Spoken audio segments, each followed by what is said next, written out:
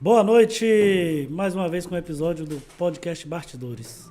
Meu amigo, minha amiga que ainda não é inscrito no nosso canal, clica no sininho aí, clica na opção todas e se inscreve no nosso canal, tá bom? E pra gente começar hoje uma mensagem para deixar a nossa noite ainda melhor. Entre tantas as coisas boas para te desejo a presença de Deus, assim saberei que nada irá te faltar. A tua palavra é lâmpada que ilumina os meus passos e a luz que clareia o meu caminho. Salmo 119, 105. E hoje a gente está com um grande amigo aqui, nosso vice-prefeito, Guinho, Enderson Bruno dos Santos, mais conhecido como Guinho, né? E Guinho, para quem não conhece, para quem não sabe, é filho de Dona Celisvalda Bruno dos Santos e do seu Emerson Valério Mendonça dos Santos. Guinho nasceu na cidade de Itabuna, viveu sua infância no bairro Vila Nália. Aos 23 anos, 23 ou 27 de Guinho, acho que eu errei 23. aqui. 23, né? Tá certo. Iniciou o curso de Direito.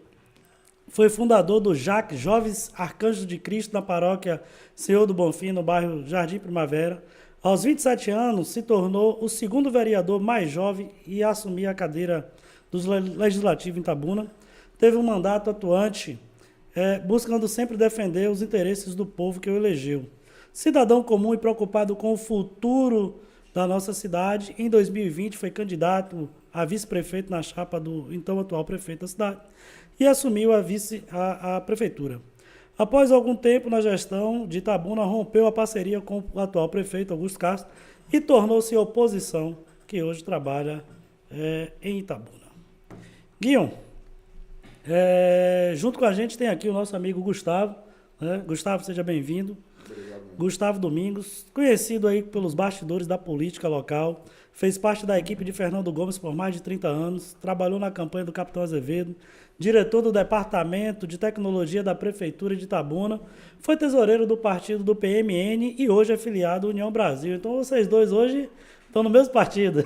É correligionário. Show de bola. E pra gente esquentar a coisa aqui, eu vou começar com aquela foto, Guilherme. Eu vi alguns comentários positivos, né? Mas também uns bem negativos, né? E a foto, eu estava aqui no bate-bola com o Gustavo, ela tem até dois lados, né? A gente falando que tem um lado positivo e o lado negativo. Mas na sua avaliação hoje, você ainda manteria a foto, tiraria? Por que você colocou? Qual que era o intuito naquela hora? A foto realmente representa os interesses que o Guinho defende? Conta pra gente essa questão. Então, foi bem polêmica, né, essa foto. Muito. Mas Guinho e não ter polêmica é meio difícil. Mas é interessante porque e o que eu mais fiquei feliz foi ver da discussão da juventude, né, dentro daquela foto, onde nós tivemos mais de 600 comentários, das pessoas debatendo ideias, né, algumas simplesmente partidarismo ou questão de preferência mesmo de um lado ou do outro, mas houve ali um debate político, isso chamou a atenção, né, que a gente percebe que essa polarização está muito forte ainda no Brasil, onde nós temos, de um lado, uma representação do Lula, que hoje é presidente, e do outro lado, o Bolsonaro, que embora é ex-presidente, embora esteja inelegível por 8 anos, as pessoas ainda discutem o Bolsonaro, né, digo a oposição, como se ele fosse um dos candidatos da próxima eleição. E a gente sabe que ele não vai disputar pelo fato da inelegibilidade. E aquela foto eu trouxe dentro de um debate e exposição de ter um deputado jovem, com 26 anos, né, sendo o deputado mais votado do Brasil, né, com mais de 1,5 milhão de votos. Se fosse na época de Tiririca, ele teria feito aí uns 20 deputados. Exatamente. Né? Se tivesse a coligação, né? Então, para você ver que aquele jovem, ele tem uma força de representatividade no Brasil. Claro que os seus votantes foram lá do seu estado, né, de Minas Gerais. Só que o que me chama a atenção com relação ao deputado Nicolas, não é de que ele foi eleito com uma bandeira.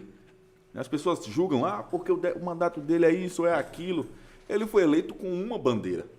Ele chegou até a Câmara dos Deputados e sendo o mais votado no seu estado com a mesma bandeira que ele defende hoje.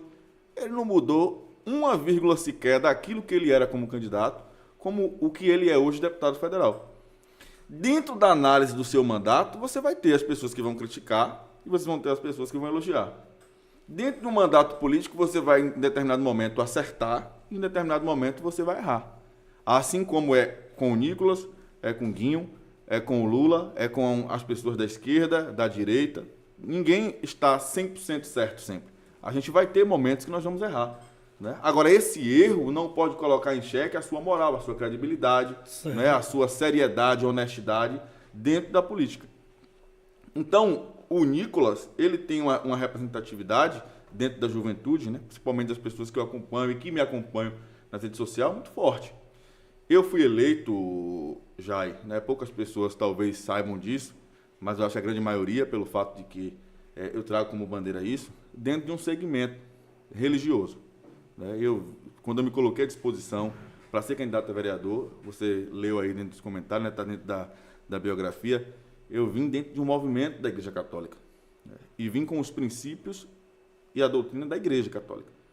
Né? E dentro do meu mandato, eu sempre briguei por isso. E eu tenho certeza que as pessoas que confiaram em mim, confiaram sabendo qual era a minha bandeira. Sim. Dentro dos movimentos jovens hoje, né, que eu faço parte, e pessoas que eu tenho relação, dentro da igreja, tem pessoas que defendem o aborto, por exemplo. Mas se você é católico, né, e vive a doutrina da igreja, a igreja prega contra o aborto. Contra o aborto, exatamente. Né? Mas existem pessoas dentro da igreja que vão ser a favor e vão me criticar pelo fato de que eu sou contra. Mas eu venho de uma doutrinação cristã católica.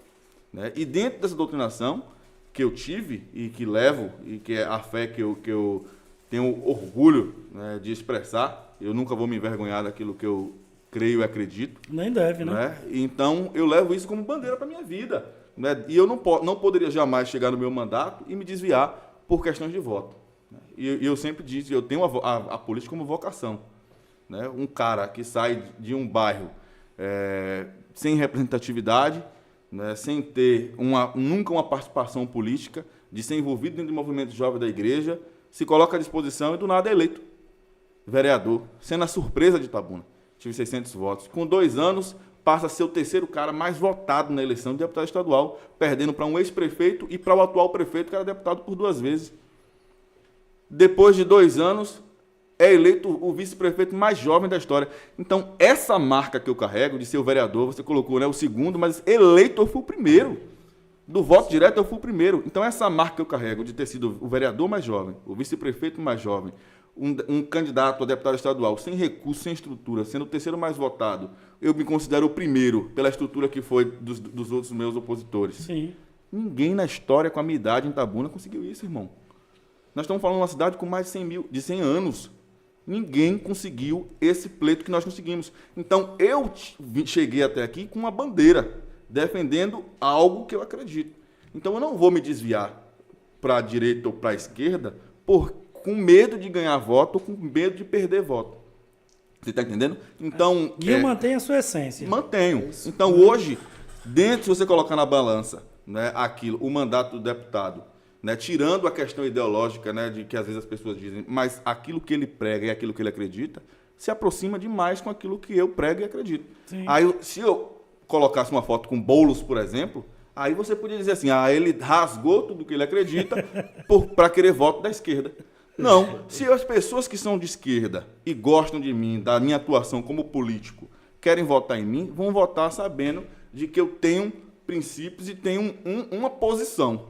Entendemos. Agora o que a gente vê ali, né, dentro das polêmicas, a gente sabe que eu recebi os prints, que as pessoas chegavam lá e mandavam nos grupos do PT, nos grupos de Lula, para ir para a minha postagem para atacar. Eu não vou para a publicação de ninguém atacar a B ou C.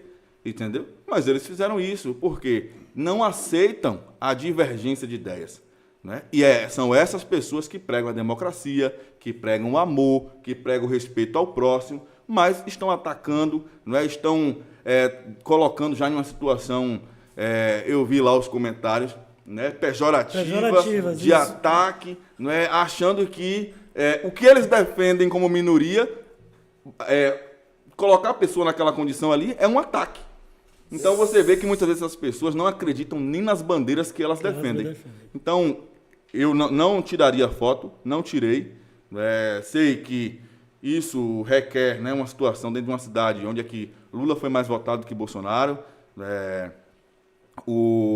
Na Bahia, né, o Lula teve aí uma extrema votação na cidade. Eu sei que nós temos um estado que tende mais à esquerda. Né, o nosso candidato, que a gente achava que ganharia a eleição, perdeu para um candidato desconhecido, levando apenas o nome de Lula. Eu sei disso tudo, mas as pessoas podem ter certeza de que daquilo que eu acredito e defendo, eu não abro mão. Né? E eu não vou passar por cima de ninguém. Nunca fui vereador de católico só, nunca me coloquei como secretário de católico só e nunca me coloquei como vice-prefeito de só dos católicos. Eu sou de toda a população de Itabuna. Agora eu tenho os meus princípios e eu tenho os meus valores que eu não abro mão. De fato, eu entendi quando eu recebi a foto no sábado à noite. O que eu entendi foi, ele se colocou como, digamos assim, ele se viu numa situação de que um político jovem, realmente que não abandonou os ideais, mesmo antes do poder e agora com o poder. O Nicolas, né? Ele continuou mantendo a mesma linhagem. E isso é politicamente o que a gente vê em Guinho. Guinho, antes de ser vereador, ele tinha uma ideologia, tinha um pensamento, tinha uma linhagem. Posterior ao vereador, a mesma coisa. Ganhou a eleição como vice-prefeito agora em 2020. Se manteve. E se manteve na mesma linha de pensamento. Você vê que hoje ele tem um posicionamento contrário ao gestor, justamente por quê? Porque ele acredita nos ideais dele e esses ideais é o que ele vai levar até o fim. E você vê, eu estava acompanhando o ex-vereador dando entrevista esses dias, né, querendo rotular e dizendo, Guinho foi eleito em um partido de esquerda, né, e agora se rendeu ao carlismo. Né? Eu vou lhe dizer uma coisa.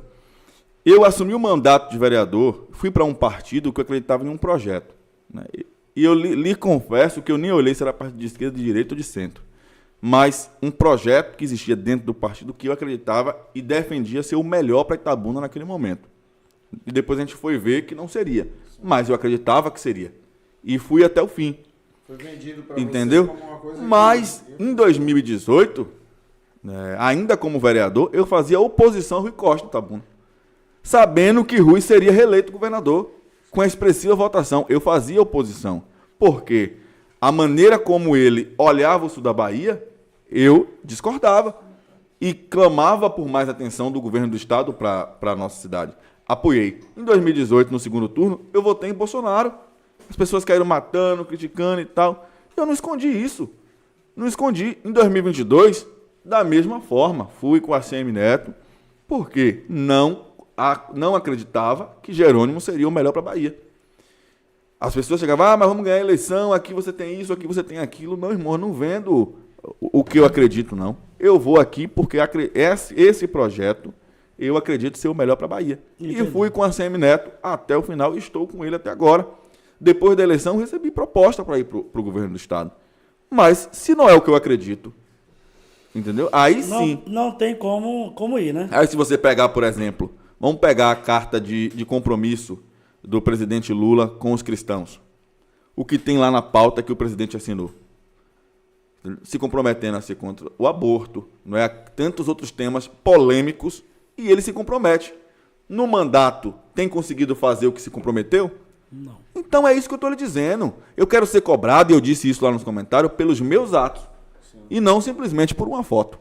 Sim. E não simplesmente por um posicionamento, mas sim pelas minhas ações. Se eu me desviei ou não daquilo que eu acredito e defendo. Porque hoje, para mim, seria muito confortável estar com o governo do estado, estar com Augusto Castro, estar com Lula, estar com essa galera toda, com o senador da base. Seria confortável para mim se eu pensasse em mim. Mas quando eu trago para um pensamento coletivo e para uma discussão de cidade, para uma discussão de crescimento daquilo que eu penso para a minha geração, eu não posso ficar com esses caras. Eu não posso, porque está num discurso muito forte. O negro, o jovem de periferia, né, defendem constantemente. Mas é quando você vem para a realidade, qual é o estado mais violento do Brasil? Onde é que mais os jovens morrem? Onde é que se tem a pior educação do Brasil? Onde é que tem o maior índice de desemprego do Brasil? Então, como é que eu defendo dentro de um discurso de que eu sou pelo pobre, pelo negro, pelo periférico, mas as minhas ações de governo vão na contramão daquilo que eu defendo? Não representa aquilo que defende no papel. Não tem como você mudar essa realidade se você não investir naquilo que é necessário. Entendeu? Ficar de discurso para ganhar a eleição é fácil, mas a gente quer ver na prática quais são as ações que vão mudar a realidade dessas pessoas. Show de bola, Guilherme. Guilherme, falar em discurso e na prática, a entrevista em 2020 para Rick, dono do blog Política. Rick, um abraço, meu irmão. Tamo junto, viu? Você afirmou que o esporte naquela época seria uma das prioridades do governo dessa gestão. Afirmou também que teria que ter a reforma da Vila Olímpica, dos campos de futebol e do estádio. E o que eu te pergunto é o que deu errado, que até hoje só saiu a reforma da Vila Olímpica e alguns campos de futebol. Se não me engano, aqui em Itabuna nós temos 14 campos em bairros. Me corrija se eu estiver errado. E saiu poucos, 2 ou 3 campos aí reformados. E os restos ainda estão abandonados, como da mesma forma está o estádio de futebol. Para Guinho, o esporte ainda continua sendo uma prioridade?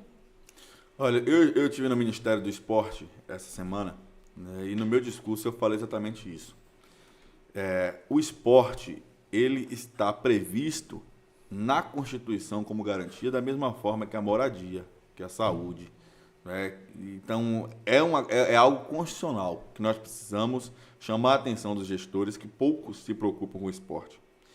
Quando nós sentamos com o Augusto, ainda pré-candidato, e nem tínhamos lançado a pré-candidatura ainda, em Salvador, ali naquele Mundo Plaza, na parte de baixo, ali no térreo, eu conversei com ele sentado e falei: você quer recriar a Secretaria de Esportes para ser mais um cabide de emprego ou para fazer a política pública desportiva? Não, eu quero fazer, vai ter orçamento, vai ter autonomia. Só que quando nós ganhamos a eleição, a gente foi percebendo que na prática não aconteceu isso. No primeiro ano a gente já percebeu, no segundo pior. Quando eu peguei a lei orçamentária anual, a LOA, na Câmara, reduziram o orçamento do esporte. Aquilo ali foi, para mim, a maior demonstração da falta de compromisso com o esporte. A Vila Olímpica não foi uma luta, não foi uma demanda nossa. Foi inaugurado no nosso governo, mas foi algo que foi viabilizado no governo de Fernando Gomes. Uhum.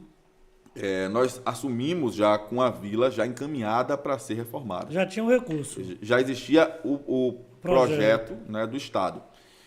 Logo no início do governo, eu fui a Salvador, na Sudesb, com o secretário Davidson, secretário de Estado, junto com o prefeito. E nós apresentamos essa demanda como necessidade, que era urgência. Eu apresentei 2 urgências, que foi a Vila Olímpica. Nem coloquei o estádio, porque ele colocou o estádio como pré-requisito para reformar o estádio, era se os times participassem do campeonato. Porque ele não faria um elefante branco, ele usou esse termo. E isso eu comuniquei aos 2 clubes. E de imediato o Grapiúna disse que participaria do campeonato naquele ano. Então eu coloquei como prioridade a Vila Olímpica e o Campo Amador. Os 2 clubes, o Itabuna Esporte Clube e o Itabuna e o Grapiúna. Eu coloquei o Campo Amador, que também é uma obra viabilizada no governo Fernando Gomes, destravada no governo Fernando Gomes, e a Vila Olímpica. Então nós já queríamos a continuidade e a conclusão de obra, o início de obra e conclusão de obra, porque o Campo Amador já tinha iniciado, mas a Vila Olímpica não. E lá nós solicitamos algumas areninhas. A areninha da Beira Rio, que o projeto seria elevar o nível de rua e colocar ali a areninha com campo sintético. Uma areninha eu queria que fosse para a periferia.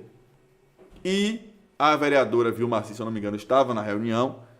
Ela pediu uma areninha para o Conceição, no lugar onde era a feira, ali do... Em frente ao colégio, General Osório. Ali do lado do Lavínia, do posto. Seria ali. E ela disse que se comprometeria a conseguir emenda com a deputada Alice e o Estado faria o aporte para a construção da areninha ali, atendendo o pedido da vereadora Vilmaci. Quando ficou tudo certo, inclusive, eu recebi uma ligação do pessoal da ligada à Sudesb, pedindo até indicações na Secretaria de Esportes, dentro do quadro de diretoria ali, para até ajudar nesse processo da reforma da Vila Olímpica. Nós atendemos todas as questões, só que quando eu me filiei ao Democratas, o PCdoB, que comanda a Sudesb, embargou tudo, né? Botou a pedra em cima e colocou como problema, como um problema, Um empecilho né? à filiação. Um filiado a Democratas, aliado de ACM Neto, entregar duas obras importantes, que seria o Campo Amador e a Vila Olímpica. E o prefeito começou nesse imbróglio, disse a ele que eu não tinha problema nenhum em entregar, que a obra acontecesse. Entendeu? Que a obra acontecesse. Se ele ia colocar em xeque duas obras pelo causa da minha filiação ao Democratas, né, que eu saísse da secretaria, mas que a obra acontecesse. Até porque em Itabuna, as pessoas que iriam utilizar aquela Vila Olímpica ali não eram só os eleitores de ACM Neto. Né, os eleitores entendeu? Na cidade, entendeu? Mas aí começou todo aquele imbróglio que sai, não sai, sai, não sai. Acabou que eu fiquei durante 1 ano e 4 meses, 3 meses como secretário. E durante 1 ano e 3 meses não saiu nenhuma das duas obras, né? E nem as areninhas também. Então eu fui tocando com os projetos, né? A realização dos campeonatos, fiz 2 semanas esportivas, tentando alcançar todas as modalidades esportivas, porque existia uma grande reclamação dos atletas de que a secretaria não era a secretaria de esporte, mas era a secretaria do futebol. Né, que todo evento que acontecia era de futebol e não se abraçava as demais modalidades. Então, eu fui fazer as semanas esportivas. Fiz uma no aniversário da cidade e fiz uma no final do ano. Com futevôlei, com vôlei, com basquete cadeira de roda, natação, o goalball, né, que é o handball para deficiente visual. Atendendo o pedido do povo mesmo. Atendendo o pedido dos desportistas. Dos deportistas. Né? Criamos uma lei que eu tentei criar na gestão de Fernando, mas como o vereador não pode criar despesa para o município, né, nós não conseguimos dar procedimento a essa lei. Quando eu assumi a secretaria, nós criamos a lei, enviamos para a Câmara, foi aprovado, que foi a lei de incentivo ao atleta amador, né, que é aquele rapaz, aquela moça, aquela equipe que disputa em nome do município nas diversas esferas. Só que ele não é profissional, ele é amador. Sim. Entendeu? Então esse atleta ele teria o suporte do município para atender ali, seja as passagens do hotel ou até mesmo um recurso para que ele conseguisse lá pagar as suas despesas naquela viagem a nível estadual e nacional. Então, eu consegui botar essa lei em prática, nós conseguimos fazer os campeonatos e consegui reformar uma quadra apenas, que foi aquela da Beira-Rio. Enquanto isso, a Vila Olímpica e o Estádio Amador parado por conta de uma questão política do Estado. Quando eu saí e o estádio, quando o secretário disse isso, eu fui conversar com os 2 presidentes de clube. O Itabuna disse que não colocaria time, porque ia fazer um planejamento para o ano seguinte, de 2022, mas o Grapiúna disse que disputaria em 2021. Quando o Grapiúna disse que disputaria, nós comunicamos ao secretário, né, mas já existia aí a questão partidária. Eu peguei e fiz um levantamento de tudo que era necessário no estádio. Eu precisava do laudo... Foi quando houve aquela primeira reforma, uma reforma parcial? Que seria o laudo da Vigilância Sanitária, o laudo da Polícia Militar, o laudo do Corpo de Bombeiro e o laudo de Engenharia. Eu precisava desses 4 laudos. Me foi passado a informação, né, as pessoas que já têm experiência com a Federação Baiana, de que, como era um ano de pandemia, não era necessário o laudo da arquibancada, porque não ia ter público. Eu só precisava do laudo do campo, né, do banco de reserva, dos vestiários. E aí eu comecei a fazer essas vistorias, né, com a vigilância apontou que precisava fazer. Por exemplo, aqui esse vestiário pode dar micose, não sei o quê. Mandei botar cerâmica no vestiário A e B. Fazendo tudo que seria solicitado. Troquei os chuveiros, né, a pintura, entendeu? Iluminação nos 2 vestiários, iluminação externa. Fui arrumar a cabine de imprensa, que era obrigatório. Né? Fomos arrumar o campo, que estava bem destruído, porque tinha acontecido um incêndio na gestão. Não sei se foi na de Fernando, se foi na anterior de Fernando. O gramado estava bem destruído, né? Ali próximo ao gol.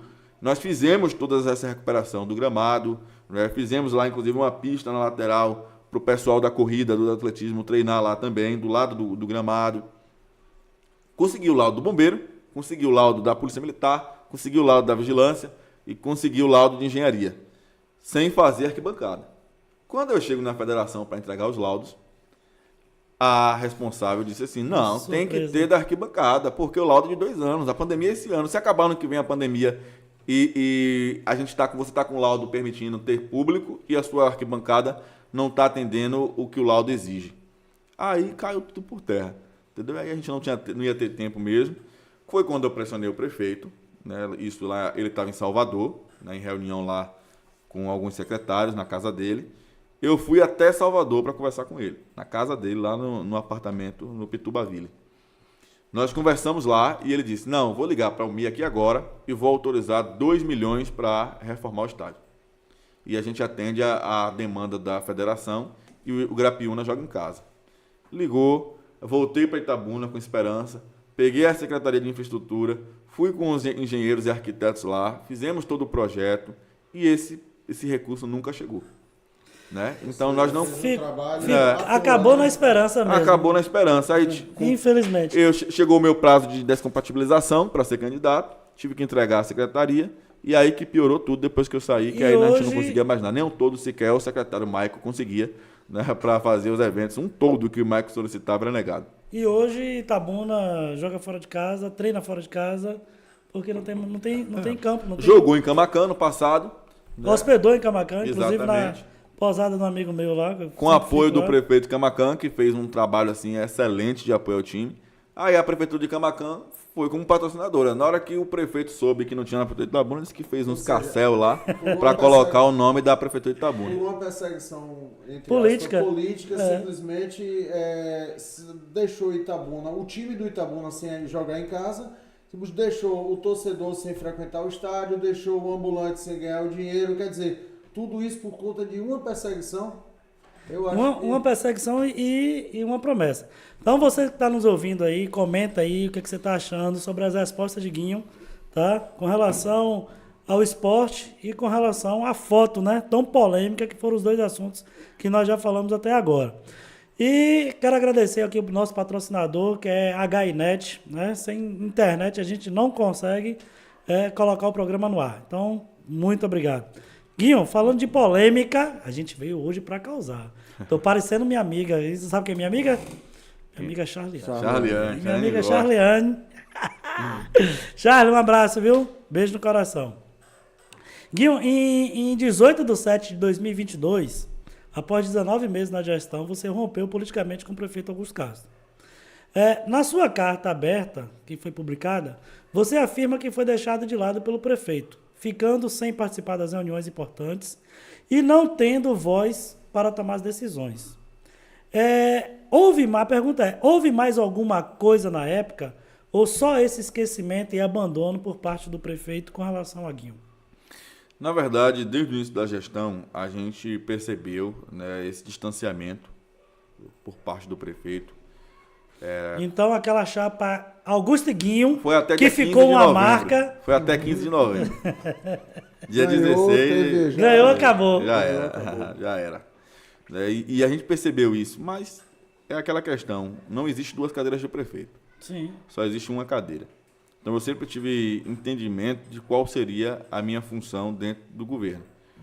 Que o meu cargo é sucessório. Inclusive, dentro das nossas pautas discutidas em Brasília, né, tem uma PEC a ser tramitada de descrição de função, né, do vice-prefeito, que precisa ser prevista na Constituição. Porque se você pegar a Constituição, dentro da Constituição, o vice-prefeito só está ali esperando o prefeito se afastar, morrer ou ter algum tipo de licença, que ninguém espera que ninguém morra, né? Mas as funções é exatamente essa. Então, você recebe um salário, né, significativamente bem.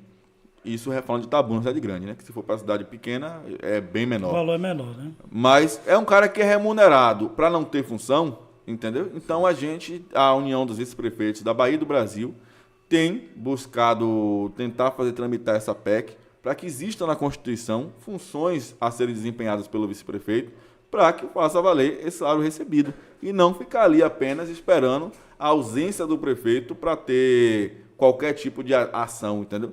Na atual administração, o senhor fez a estrutura, o senhor determinou que o gabinete do vice-prefeito tenha uma determinada função, faça parte da estrutura, não somente como um órgão que esteja ali sentado na cadeira esperando o momento que o prefeito for viajar, por mais de 15 dias, alguma coisa nesse sentido. Não é exatamente. Isso? Quando eu estava ainda vereador, né, nós conseguimos aprovar no mandato de Fernando ainda a reforma administrativa.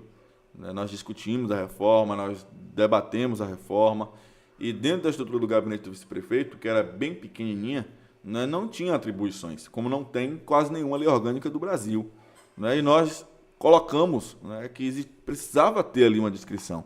E foi por isso que nós entramos com um mandado de segurança, entramos com a ação do Ministério Público, que foi uma atitude totalmente arbitrária do prefeito em desativar o gabinete do vice, porque ali aquela estrutura, não é, que tem ali, aí eu vou mais além, porque ali tem energia, tem internet, tem água, né, para você ter um gabinete esvaziado, onde a população pode estar ali, sim, buscando qualquer tipo de até reivindicação, né, de apoio, e ele não vai encontrar ninguém para ser atendido, não é por uma questão de capricho político do prefeito. Então a gente entrou com a ação do Ministério Público e também com mandado de segurança, não foi para que Guinho tenha cargos, não.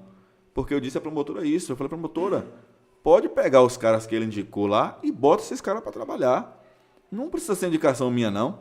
Né? A gente foi para a justiça para que fosse indicação minha, porque é muito difícil trabalhar com uma pessoa que você não tem confiança, que você não sabe o que o cara está ali para fazer por você. Mas, se for para ser os caras indicados por ele, bota os caras para trabalhar, para atender a população, entendeu? Porque é inaceitável um cidadão estar pegando 4.500, outro 3.700, outro 2.750, outro 1.800, né, para não estar cumprindo com as suas obrigações, entendeu? Enquanto a grande parte da população itabunense, desempregada, passando necessidade, ou recebendo um salário mínimo. A gente vai chegar nessa polêmica aí já. Agora é muito complicado, já. E você está dentro de um gabinete do vice-prefeito, no caso você como vice-prefeito, e você trabalhar com pessoas que foram indicadas por um prefeito que persegue, como a gente acabou de citar aqui, sim, no exemplo, sim, do esporte. Então, como é que você pode ter a segurança de que o que está sendo ali realmente tenha uma privacidade? Não que seja escondido, mas uma privacidade mínima, né? Sim. E aí é onde vem a nossa segunda pergunta aqui com relação a isso, porque hoje a gente veio para causar mesmo. Guinho, no dia 12/10/2022, apenas 3 meses após o rompimento, você denunciou os funcionários fantasma do seu gabinete. Chegou a informar valores, como você acabou de falar. Somente 3 meses após esse rompimento que veio a denúncia. E por que não antes? Porque muitos itabunenses, às vezes até me perguntam isso. Por que não houve essa denúncia antes? E somente 3 meses após o rompimento? Porque, na verdade, eu tive a responsabilidade de fazer uma acusação com provas. Eu não fui... fulano é fantasma. Sabe por quê? Eu fui vereador. Eu participei da reforma da lei orgânica e participei da reforma do regimento interno. Fui presidente da Comissão de Saúde e presidente da Comissão de Infraestrutura. E fazia questão de participar de todas as reuniões de comissão, mesmo não fazendo parte. Então eu conheço um pouquinho da estrutura administrativa, conheço um pouquinho da lei orgânica desse município, que então, rege... Tinha que ter base, né? Essa cidade. Tinha que ter provas. Quando o prefeito nomeou as pessoas, a primeira coisa que eu fiz foi questionar ao RH. Quando completou o dia 30... que é quando o servidor recebe o salário, eu fiz um ofício RH e perguntei, fulano de tal, ciclano, recebeu o salário? Se sim, onde eles estão lotados? Porque no meu gabinete eles não vieram trabalhar um dia sequer. Se eles receberam salário, informem onde eles estão. Esperei 15 dias, nenhuma resposta. Reforcei o pedido. Recursos humanos. Existem pessoas nomeadas no meu gabinete. Quero saber se eles receberam salário. Se sim, diga onde eles estão, porque aqui não vieram. Secretaria de Gestão e Inovação, da mesma forma. Essas pessoas estão aonde? Nenhuma informação. Entrei em contato com as pessoas nomeadas e disse, olha, ou você vem trabalhar, ou você peça ao seu prefeito que faça um ofício, encaminhe ao meu gabinete, cumpra a lei. O que a lei está dizendo, ele faça. Ele designou você para trabalhar aonde? Porque a prestação de conta vem para o meu gabinete, sou eu que assino. O ordenador de despesa sou eu. Isso. Entendeu? Então, se você assina e a prova está sendo conivente. Eu não tive uma resposta sequer do RH, da Secretaria de Gestão, não tive. Eu ouvi chacota. Então esses 90 dias foi justamente para que você tomasse base para poder buscar esses servidores. Até porque são servidores comissionados E o servidor comissionado, ele não pode estar em desvio de função. Se o cargo foi criado, ele tem que estar ali presente. Ele é necessário, ele é um cargo é administrativo. Porém, o prefeito tem autonomia de colocar à disposição em outro lugar, mas ele tem que informar via ofício. Da mesma forma, se for na Câmara de Vereadores, o presidente da Câmara tem por obrigação informar, mas não houve informação nenhuma. Eu não fui informado onde os caras estavam trabalhando, o que estavam fazendo, o que eles tinham de fazer. Mas o salário caindo, entendeu? Aí veio a denúncia. 13º e tudo. Então, nós coletamos todas essas informações e entramos com ação no Ministério Público. E eu só fui informar a população... Eram quantos servidores no regime comissionado? Na primeira denúncia foram 2 comissionados e 2 temporários. E vou lhe dizer, os 2 temporários, eles foram comprovados que estavam trabalhando. Um na assistente social e um na Secretaria de Relações Institucional. Porém, é o que disse a promotora, eu não tenho bola de cristal para adivinhar nada. Se eles estavam trabalhando, eu precisava ser informado onde eles estavam. Né? E não aconteceu isso. Então, se viesse eu essa comunicação como... antes do RH... Se tivesse informado, eles, enquanto ordenador de despesa, eles estariam à disposição de outro lugar. Sim. Seria uma coisa imoral do prefeito desativar o gabinete do vice-prefeito, mas eles não seriam considerados fantasmas. Só que acontece o seguinte, nós entramos com a ação no Ministério Público, informando que haviam servidores nomeados. Posterior à denúncia, o prefeito foi e nomeou outras pessoas. E aí ele fez o favor de uma das pessoas nomeadas receber em um mês 2 salários, um da Câmara e um na Prefeitura. Duplicidade. Nomeado na Câmara e nomeado na Prefeitura. Então, isso quem me informou foi a própria minha promotora, que eu nem sabia. Então, Jai e Gustavo, nós só denunciamos depois de 90 dias porque eu aguardei todo esse procedimento para que a minha denúncia fosse embasada, para que eu não estivesse falando uma mentira ou qualquer situação. Entendi. Então, quando eu fui para o Ministério Público, foi com as provas de que essas pessoas não cumpriram com a sua carga horária. Eu recebi hoje, ontem, na semana passada, eu fui ao Ministério Público a convite da promotora e ela me informou, que a Prefeitura atendeu a recomendação dela, que foi demitir 3 dos servidores que estavam na denúncia. Na folha, e 2 iriam trabalhar. E desde a segunda-feira passada, 2 já estão trabalhando no gabinete do vice. Então o resultado foi positivo, né? Agora, a nossa luta, na denúncia, na verdade não é na denúncia, não, no processo que está na mão da desembargadora Célia Pilar, é que as indicações sejam de confiança do vice-prefeito, porque é muito difícil trabalhar você rompido com o prefeito, trabalhar com pessoas que é ligado ao prefeito, dentro de uma situação que é necessária a mais extrema confiança dentro dos seus servidores. É você se sentir vigiado a todo tempo. Exatamente. Guilherme, recentemente você foi a Brasília para um curso dos vice-prefeitos do Brasil. Em entrevista na rádio local, o prefeito Augusto Castro afirmou que liberou diárias de passagens aéreas e diárias normal do dia a dia. Acho que para hotel, alguma coisa assim.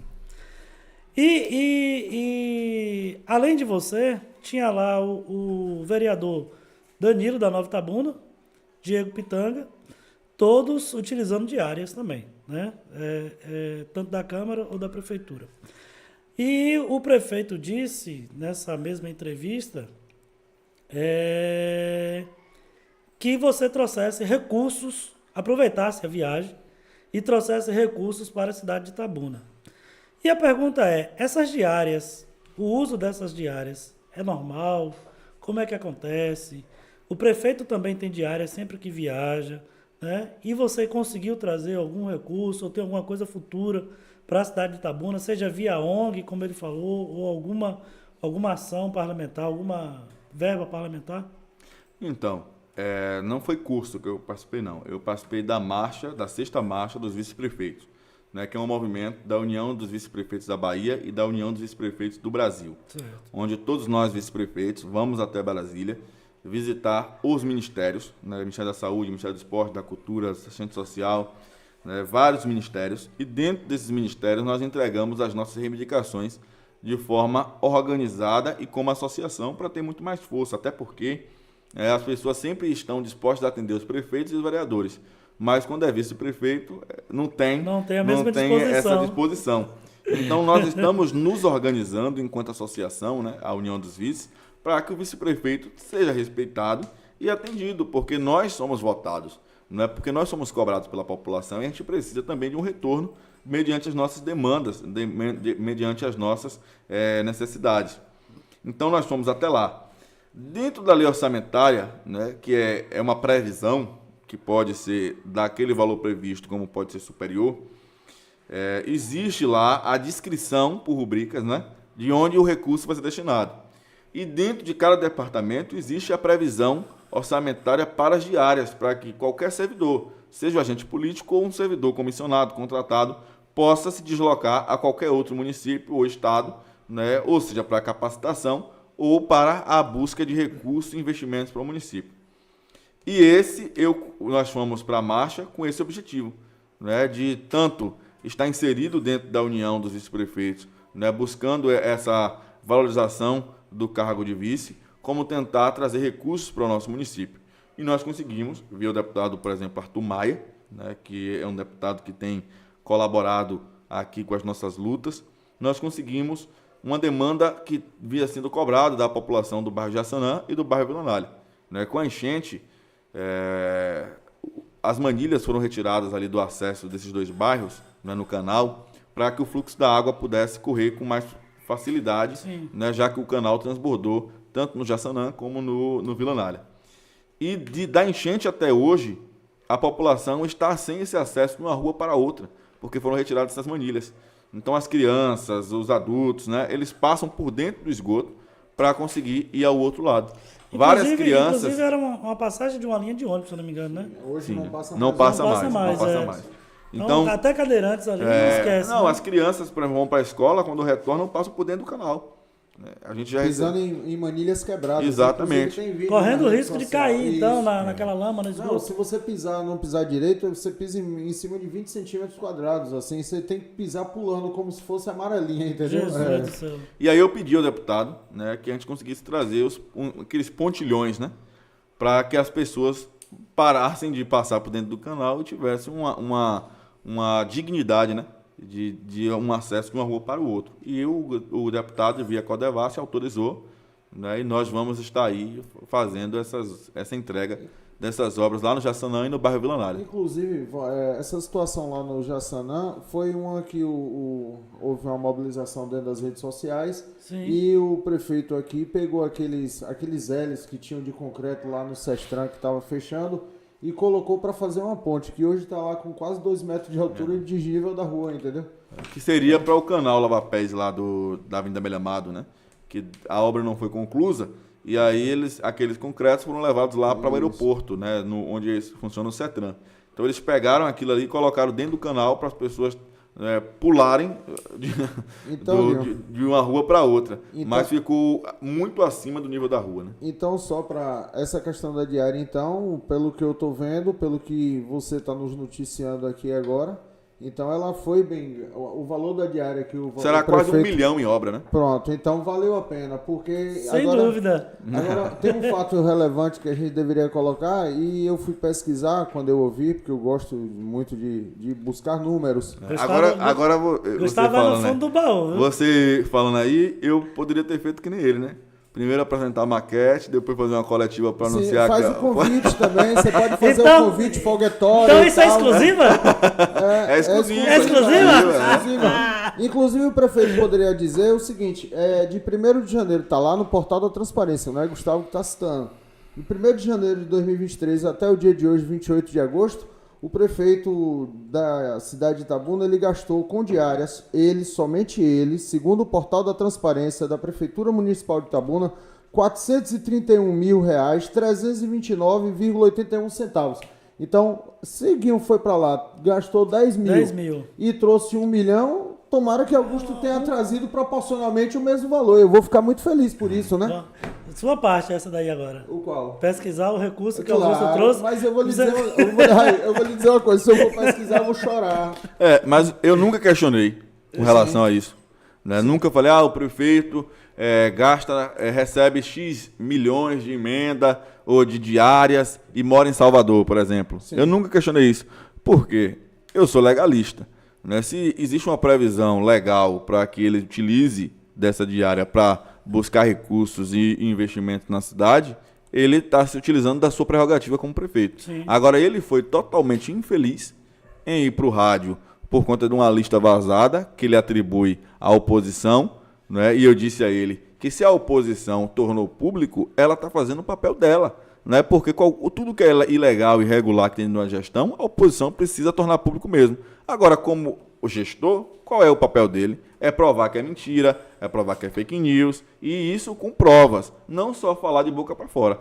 Então, a infelicidade dele foi em ir para uma rádio, achando que iria me atacar, falando de que eu viajei para Brasília, de que ele havia autorizado o diário, porque ele se acha dono do orçamento, se acha dono da cidade, acha que a prefeitura é uma empresa privada dele, né, que até os próprios irmãos podem indicar cargos e mais cargos. E partindo do princípio de legalista, quem tem que cobrar essa situação, quem tem que ver a regularidade é o Tribunal de Contas dos Municípios, que ele deve provar e deve, no caso, comprovar o motivo da viagem. Por exemplo, quando ele diz que ele vai a Brasília, no Condé, ele tem que mostrar a motivação. Que ele foi na Condé. Quando ele diz que ele foi a Brasília a convite do reitor e da reitora, a vice-reitora da UFSB, para a comemoração dos 10 anos da Universidade Federal, ele tem que mostrar que, com fotos, com diárias de hotel, com a comprovação de nota fiscal, tudo isso deve ser comprovado no Tribunal de Contas do município, assim como o curso que Diego Pitanga e o vereador Danilo, os dois vereadores, estavam fazendo lá em Brasília, com fotos, com tudo, entendeu? Marcha do vice-prefeito. Então o prefeito ele foi infeliz, ele quis fazer politicagem em cima de um ato sério, entendeu? Acredito eu. E não cabe, que ele não cabe de forma alguma, o prefeito atacar Diego e Danilo com relação a isso, até porque tanto é uma prerrogativa deles, como nós, enquanto poder, temos que ter harmonia entre os poderes. E quando o prefeito ataca um vereador pelo fato de ele ter recebido uma diária para ir a qualquer situação, né, ele fere essa harmonia. Até porque ele também recebe qualquer outro, porque é legal. Ninguém roubou dinheiro de ninguém para ir atrás de recursos ou de projetos para a cidade. Então, na minha colocação, na minha visão, eu achei uma infelicidade dele em querer atacar, né, a mim, a Danilo, a Diego, por ter ido a Brasília por diária, porque ele não pega o dinheiro do bolso dele e vai a Brasília nem a Salvador. Né? Todo mundo, todo servidor público, concursado, comissionado, quando vai até qualquer cidade, né, em busca de benefícios para a cidade, ele vai receber, né, ali para aquela ação, porque está previsto na lei. Se é imoral, podemos discutir, né? Mas não é ilegal. Então, essa afirmação, eu acho que ele perdeu a oportunidade, né, de ali ter provado, diante da população, de que essa lista vazada é mentirosa. Eu acho que ele só quis utilizar de algum fato, entendeu? Mesmo que esse fato seja inexistente, para fazer a politicagem. Com isso, talvez ele abafar um pouco o escândalo que a cidade está vivendo. Entendeu? Vamos de recadinho agora. Italanei, boa noite, vamos nessa. Pensar nas minorias, que são minorias, e sim, minorias é primordial. Marcos, boa noite. Para vocês, estamos ligados aqui assistindo essa entrevista, boa sorte. Amanda, lá vem o comentário da Amanda aqui, ó. É assim que se ganha uma eleição? Pergunta da Amanda. Sem mostrar um trabalho de gestão e fica apenas falando mal do governo atual, do governo, qual você faz parte.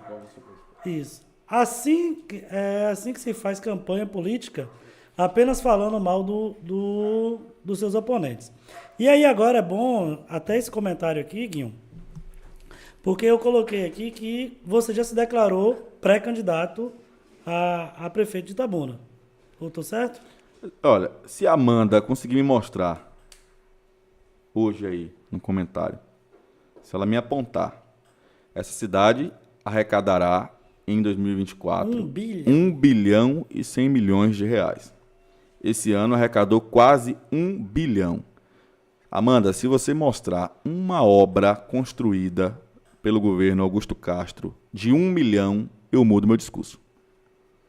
Infelizmente, a gente não tem o nenhuma que a obra gente- com recursos próprios. Entendeu? Não é com recurso do governo estadual ou federal. Então, Recursos a próprios. gente precisa, porque eu fui oposição a Fernando durante 4 anos, e digo, ela falou aí, do governo que você faz parte. Eu fui oposição ferrenha a Fernando Gomes. E eu era mais respeitado no governo de Fernando do que agora que eu sou vice. Acontece, né? São coisas da política. Eu vou dizer uma coisa simples. Que não seria, né? Eu vou Que dizer uma não coisa deveria simples. ser. Vou dizer uma coisa simples que não é para ser colocado nem em xeque, mas vou dizer. Qualquer evento, por exemplo, seja o Pedrão lá que Fernando fazia na Câmara de Vereadores, carnaval que teve, o evento, tipo, Dia da Cidade, pelo menos 5 convites eu recebia. Oposição. Na atual gestão, no último evento, mandaram uma pulseira para mim. E era minha, não era nem para levar alguém. Então, para você ver que sempre houve essa falta de respeito, né? Sempre houve essa falta de respeito. E eu estou falando de uma situação de que eu não tenho feito oposição, não. Eu não tenho feito oposição. Eu tenho me posicionado mediante as situações que foram gritantes na cidade. Mas quem me acompanhou no mandato de vereador sabe o que era fazer uma oposição. É isso que eu ia falar. A gente tá Aí era- vendo o era Guinho, Guinho, vereador, Charliane, e o vice-prefeito. Então, hoje- E Babá Cearense. E Babá Cearense, é. Então, assim, o que a gente está vendo hoje, eu já disse isso e eu volto a repetir. O Guinho vice-prefeito que eu estou vendo hoje é o mesmo Guinho vereador que, no momento, acreditou em um projeto, certo? Entrou de cabeça num projeto, ajudou o atual prefeito a se eleger e simplesmente foi traído pelo projeto pessoal do gestor. E aí o que é que acontece? O Guinho hoje é tido como... Não, ele é simplesmente uma pessoa que mantém a sua linha de pensamento, é o que a gente está falando do início. Ele mantém uma linha de pensamento, ele mantém uma linha de ideologia, ele se mantém fiel aos princípios dele, entendeu? E com isso, as pessoas que na maioria das vezes estão atacando são pessoas fermentadas por pessoas da gestão, entendeu? Que vem de lá para cá batendo, mas sem pensar, ou sem ter o interesse de pensar no histórico político, de quem era e como se tornou, entendeu?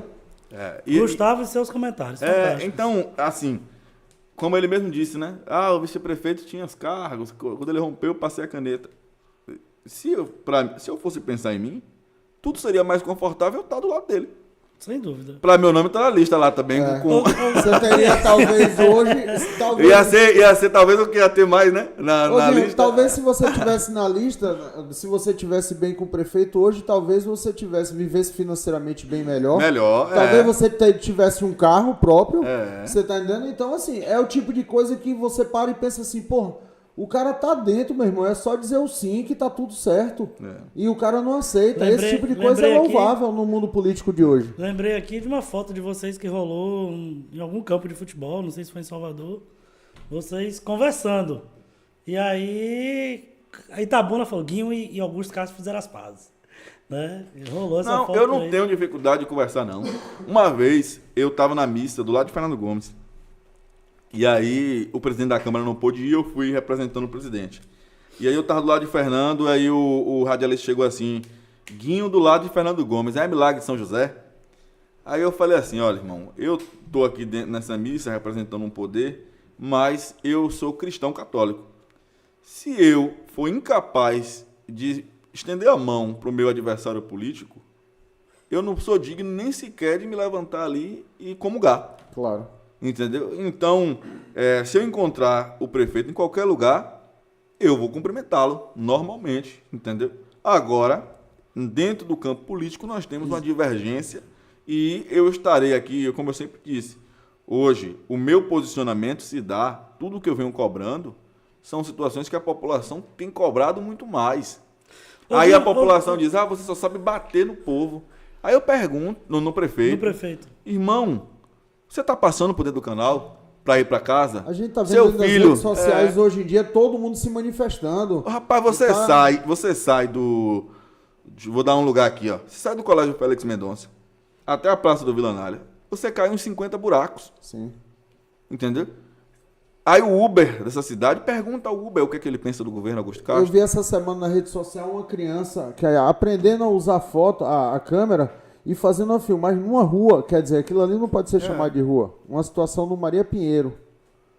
Entendeu? No Maria Pinheiro. Pergunta a quem usa o transporte público que tem que descer no meio da caminhada, da viagem, porque o transporte ônibus quebrou. Sim. Aí você vai até... Pergunta a quem precisa de um atendimento médico Ou e não então tem a na menor cota. das chuvas ali na Cinquentenário que alaga tudo, ou então ali na Avenida Ilhéus que ele poderia estar fazendo a obra de macro-drenagem ali no início da Avenida Ilhéus, que quando chove não tem a condição. Os pais dos filhos de quem estuda ali no colégio que caiu o teto. Pergunta a família Vamos- quem perdeu o pai Vamos no e chat o filho. aqui de novo que tá bombando, né?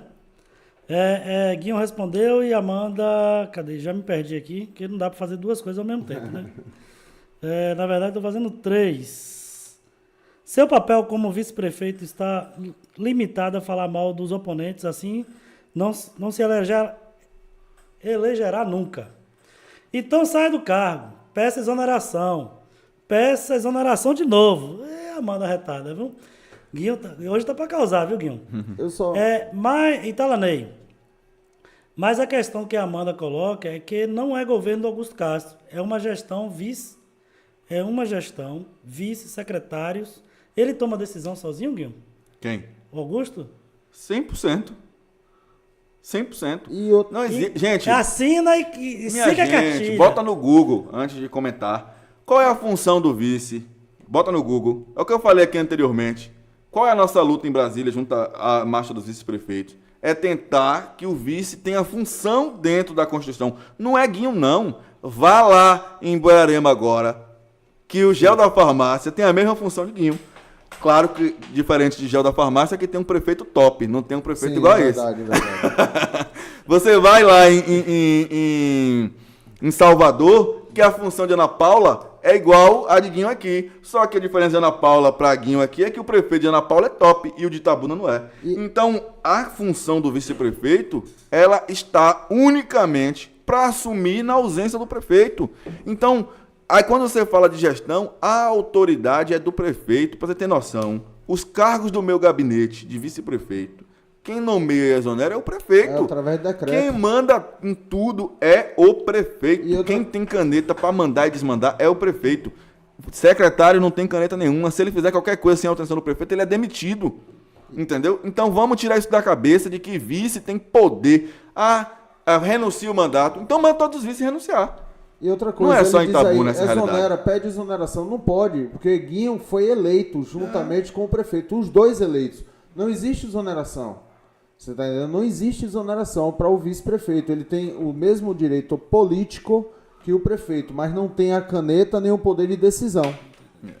Tá, aí você vê as pessoas que muitas vezes vão para defender o prefeito, aí você pode puxar. Tá na lista. Tá na lista. Tá na lista. Guilherme, vamos falar de 2024. Plano de governo. 2020, você falou que o esporte era uma prioridade. Já falamos disso aqui na entrevista que você deu lá em 2020. Em 2024, o esporte continua carente em nossa cidade. Atualmente, né? O esporte continua carente em nossa cidade. Tivemos há poucos dias o grande exemplo aí do Samuel Rosa, que faz parte do projeto ali do professor Gil Marques, do Maria Pinheiro, campeão de boxe, 49 lutas, 48 vitórias. Eu, sinceramente, não vejo um apoio da gestão atual. Você sabe o que eu fiz pro Samuel uma vez? Não. Mandei meu carro e buscar ele em Salvador. Aí, bacana. Você tá E eu não entendendo? vejo Porque a esse gente não tinha apoio com como. relação Sim. a ONGs e ao esporte atualmente. Sim. E a pergunta é, o que muda do plano de governo de Guinho 2020 ou do pensamento, da visão para 2024? E quais ações podem ser executadas de imediato para tornar viável essas mudanças? O que precisa ser feito? O que a prefeitura precisa fazer? O que o seu projeto vai fazer, beneficiar a nossa cidade? Olha, eu sempre conversava com a minha equipe do Departamento de Projetos na Secretaria de Esportes, de que eu acredito assim, o esporte, ele não está ali só como uma opção de lazer, né? Ele é uma política pública que nós temos resultados extremamente positivos quando nós investimos nele, né? Você investir no esporte, você vai ter resultado positivo na saúde, você vai ter resultado positivo na educação, você vai ter resultado positivo até mesmo na diminuição da criminalidade. Então, o esporte é um grande aliado, precisa ser um grande aliado da gestão. Né? É por isso que ele está previsto na Constituição, porque ele tem um ganho gigantesco quando nós temos um olhar diferenciado para ele dentro de uma gestão municipal. Faz parte da qualidade de vida Entendeu? também. Então, hoje, eu defendo, e falava isso com o meu departamento, que já chegou a hora de se pensar na Secretaria de Esporte se tornar uma autarquia, assim como a cultura é.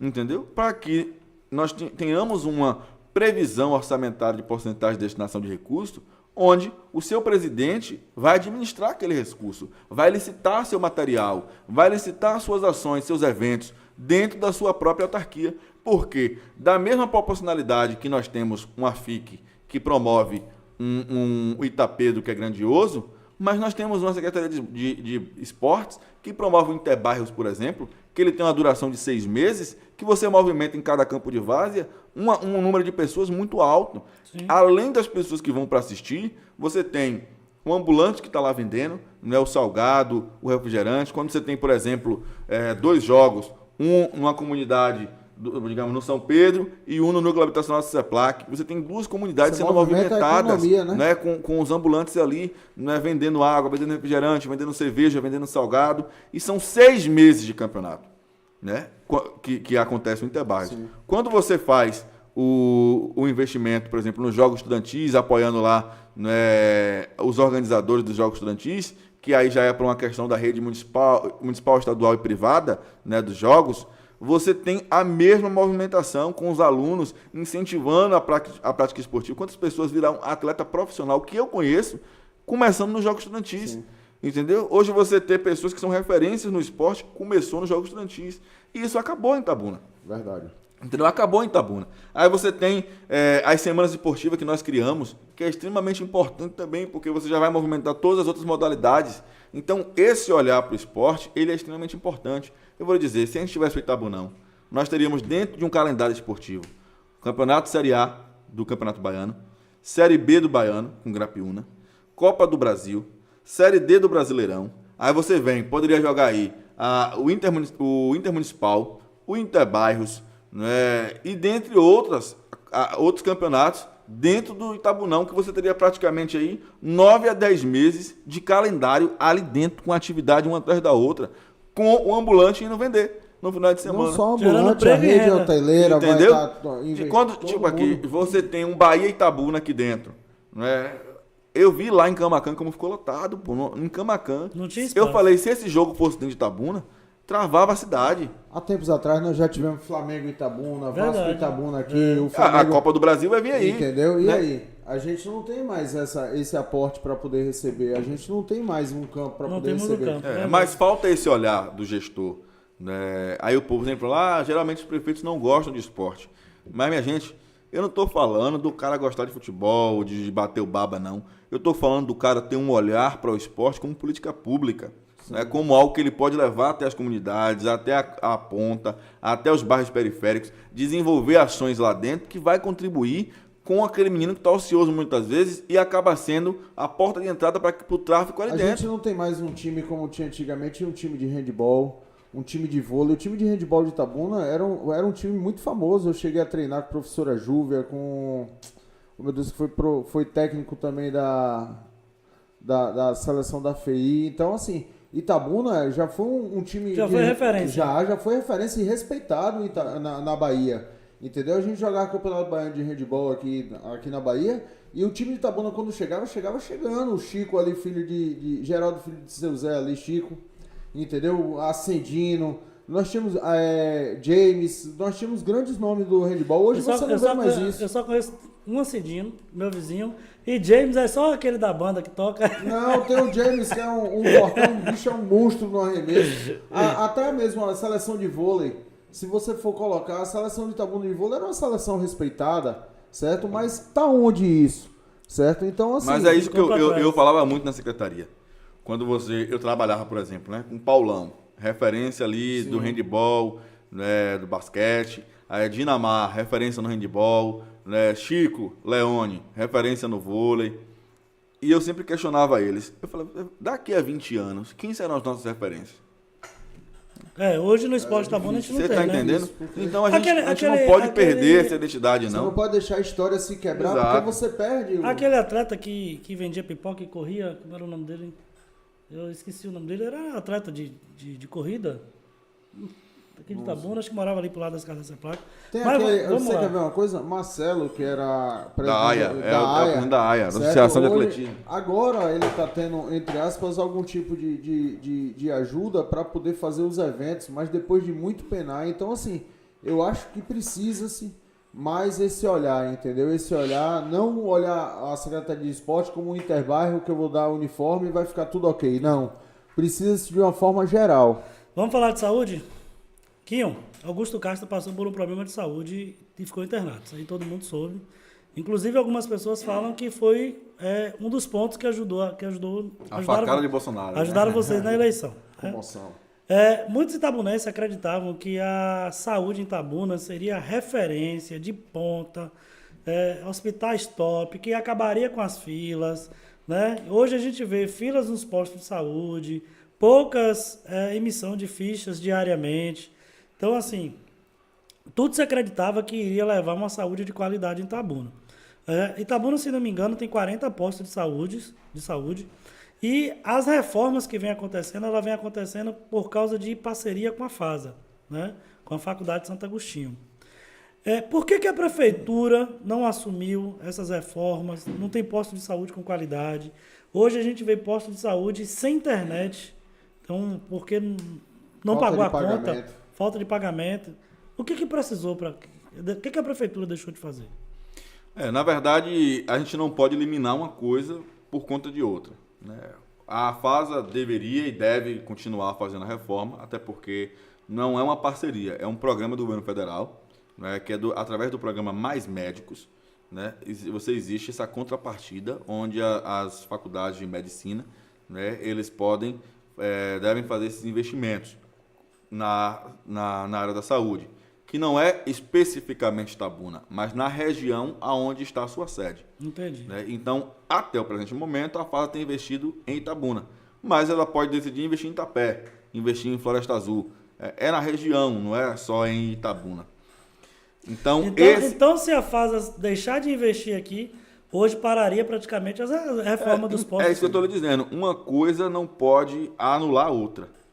Eu acho que se a prefeitura, não tenho certeza, se a prefeitura tivesse reformado com recurso próprio 10 postos, nós teríamos hoje 25 postos reformados. Entendeu? Então, não é porque a prefeitura tem que reformar que impediria da FASA. Não, tem que ser os dois fazendo e nós ganharíamos com isso. E a população ganharia com isso. Com relação à saúde, eu tenho uma questão em particular, que eu entendo muitas vezes os gestores, que ele faz a obra para deixar marca. Né? Foi ele que fez isso. Eu já penso mais no que a população vai ganhar com isso. Entendeu? Eu sei que a obra é extremamente importante, mas eu, como a minha família, acesso ao SUS, né, e a gente está constantemente, desde o mandato de vereador, presente nas questões da população, fui presidente da Comissão de Saúde por 4 anos, então eu penso na população. Por exemplo, no governo Temer, houve o teto dos gastos, onde houve um impedimento de aumento de recursos ali na área da saúde. Então você não teria recurso novo, você iria administrar com recurso existente. Então, quando você tem esse recurso que você administra X unidades, você precisa tentar melhorar aquela unidade que já existe. Não é você criar uma nova unidade, você não tem recurso novo para isso. Você divide com o que já tem. E eu sempre vou para aquela linha de que, se você tem um buraco no teto da sua casa, você vai consertar o buraco do teto ou você vai comprar uma casa nova. Né? Então, é muito mais barato você consertar o teto da sua casa. Então, a gente precisa ter esse olhar de que as nossas unidades precisam estar bem. Né? Nós temos aí uma ampliação do hospital de base que é muito importante, mais leitos, né? É importante. Mas como é que está a situação do que já existe? A porta de entrada, na Entendeu? verdade. O que é porta de entrada? Que são os postos Né? de saúde. Quando você vê que eu recebo aí muitas demandas, muitas vezes, de que falta um medicamento, que falta isso, que falta aquilo, né? Onde a população queria um atendimento melhor. Nós sabemos que nós temos um hospital único, o hospital de porta aberta da região, é o base. É o base. Então ali a demanda é gigantesca. né? Você tem uma cidade cortada por BR, qualquer acidente que acontece nessa BR, base. E as Levou um unidades de tiro. saúde funcionando, você tiraria até o gargalo do hospital de base. Não, uma dor na unha, É o hospital de base. Levou um tiro, base. Facada, base. Uma dor de Infartou, barriga, base. sentiu, vai pro Então, base. então, é um hospital que é com a demanda altíssima. Então, se existe um olhar de carinho diferenciado para o hospital de base, eu iria botar como prioridade deixar aquele hospital um brinco. Sim. Né? Um brinco. Foi o que a população achou que existiria com a gestão de Augusto Castro. Porque todo mundo falava, cara, ele teve no hospital de base, ele teve internado, foi no Santa Casa, ele teve internado, então ele precisou da saúde. Todo mundo achava que ele iria cuidar da saúde com mais carinho. As pessoas achavam que o São Lucas, por exemplo, seria porta aberta de urgência e emergência. Né? Todo mundo estava nessa ideia. E lá são os leitos, através de regulação, que você é direcionado para o São Lucas. Mas as pessoas achavam, por quê? Porque o marketing, quando se faz, muitas vezes deixa parecer que ali seria um hospital porta aberta para urgência e emergência. E acaba, é justamente o que eu digo, se você não tem um posto de saúde que funciona, você pega toda e qualquer enfermidade, por menor que ela seja, e direciona para o hospital de base. Aí o hospital de base, ao invés de estar tendo um atendimento de urgência e emergência em alta complexidade, ou média e alta complexidade, o que ela está fazendo? Ela está atendendo uma dor de barriga, está ocupando um médico, está ocupando um leito com aquilo ali, coisa que poderia ser tratada na unidade de saúde, mas a unidade de saúde, às vezes, ela não tem, como eu vi umas imagens há pouco tempo, na rede social, coisa de 15 dias, o Léo Lira colocou sobre o posto de saúde do São Caetano, tá lá com as paredes mofadas, com o vaso quebrado. Então, assim, a população ela não sente a segurança. Às vezes falta até o médico mesmo, está atendido pela enfermeira. Então, a população ela não tem a segurança de que vai ser bem atendida. Então, para ela não perder o tempo ali, quando você vê um filho doente, vou pro base. E aí você vê, ao invés de estar ali 10 pessoas sendo bem atendidas, na verdade tem 100 pessoas sendo atendidas. Por quê? Porque as unidades de saúde não funcionam. Você cria um gargalo dentro do hospital de base. Infelizmente. Guion, mais uma polêmica com relação à saúde. Falando de saúde, você foi secretário aí como você afirmou, por 4 anos. A secretária de saúde, doutora Lívia Mendes, afirmou em entrevista ao podcast Sem Filtro, na edição 10, que Itabuna tem 400 mil cartões do SUS. Né? Famosos cartões, o pacto, né? Os convênios pactuados, dos municípios compactuados. Não, essa questão do SUS, ela é da seguinte forma, vamos supor, vou exemplificar aqui para que o nosso público ele possa entender. Digamos, eu moro em Itabuna, certo? Então, para me atender, para mim ser atendido, tem uma celeridade no atendimento, digamos por assim dizer, eu cadastro meu cartão do SUS aqui no município de Itabuna, na casa de meu sobrinho. Digamos, você mora em Itabuna, mas eu moro em Bicaraí. Aí eu pego aquilo ali e me cadastro aqui em Itabuna. Vou no hospital de base e estou recebendo como um morador. O hospital de base vai receber o serviço de um morador de Itabuna, mas na verdade está na conta, eu sou de Bicaraí. Então o Bicaraí recebe o valor do atendimento, certo, do morador que está lá, mas na verdade o prejuízo está para Itabuna. Isso é um débito, é uma situação... Aí Itabuna tem 400 mil cartões do SUS e... 130 mil habitantes. Vamos usar o IBGE da época da entrevista, que ela falou em 213, 214 mil. Sim. Mesmo assim, são 2 Itabunas, Sim. Né, utilizando com cartão de SUS. Você consegue dizer pra gente qual o motivo, além dos comentários de Gustavo, né, o que pode ser feito? Ela chegou a falar nessa entrevista que seria colocar pessoas na rua visitando, para saber se o Guinho realmente mora naquele endereço, né, de fato confirmar. Já no bate-bola com o Gustavo aqui mais cedo, o Gustavo disse que isso é totalmente complicado de fazer. Então não tem que fazer só em Itabuna, tem que fazer na região inteira. Na verdade, a gente sabe que a saúde, né, é um gargalo nacional, é um problema gigantesco. E a população ela não consegue ter um acesso direto, né, seja a marcação de exame. Né, acontece uma coisa muito... que geralmente as pessoas procuram os políticos para tentar ter as suas demandas atendidas, com exame, com consulta, com procedimento médico. Né? Então, isso é um costume. Tanto que, quando eu era vereador, eu protocolei um projeto de lei alterando ali dentro do sistema de regulação para que a população, ao dar entrada no posto de saúde, e o médico passasse lá um exame ou qualquer tipo de procedimento, ele iria na recepção, e a recepção jogaria dentro do sistema de regulação, né? Tendo cota ali naquele momento, ele já sairia com o exame marcado. Não tendo, ele iria para uma lista de espera que ele poderia acompanhar via internet, não é? Com o seu cartão do SUS e CPF, ele poderia acompanhar a qual posição da lista de espera ele estava, para ele, tipo, eu estou em 10º, eu sei que se abrir 10 vagas, 10 cotas no mês que vem ou esse mês, final desse mês, eu estou dentro. Mas como não existe essa transparência, a gente sabe que muitas pessoas acabam passando na frente do outro por conta ali o apadrinhamento político que existe, né? E a gente até coloca assim em xeque, porque o político é procurado o tempo todo, né? É o tempo todo. O meu gabinete não para, muitas vezes as pessoas, é um exame, é uma consulta, é isso e aquilo. Então é muito comum de que os políticos acabam apadrinhando essas pessoas. E em alguns municípios que não são compactuados, acontece que a pessoa entra em contato e aí é feito um cartão do SUS aqui do município. E é por isso que nós temos essa demanda altíssima, essa quantidade altíssima, duas Itabunas na questão do cartão do SUS. Eu sempre defendo o governo digital. Nós estamos na era digital. Sim. E o governo digital, ele tem essa condição de aproximar mais a população do governo, desburocratizar muitas situações e simpletizar também muitas coisas que acontecem, né, dentro da administração pública. E até mesmo a economicidade acontece. Sim. Entendeu? Então a gente precisa utilizar o que nós temos ao nosso favor.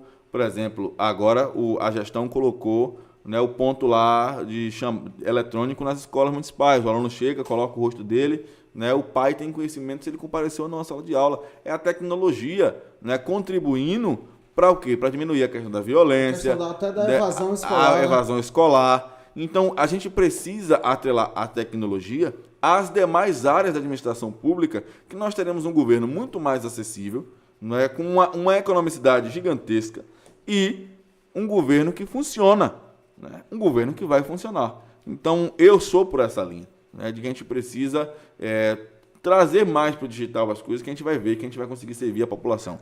Mas, como o apadrinhamento, ele transforma em voto, né? Sim. Em voto, que é o favor, político, né? não é o interesse do político é ter o voto.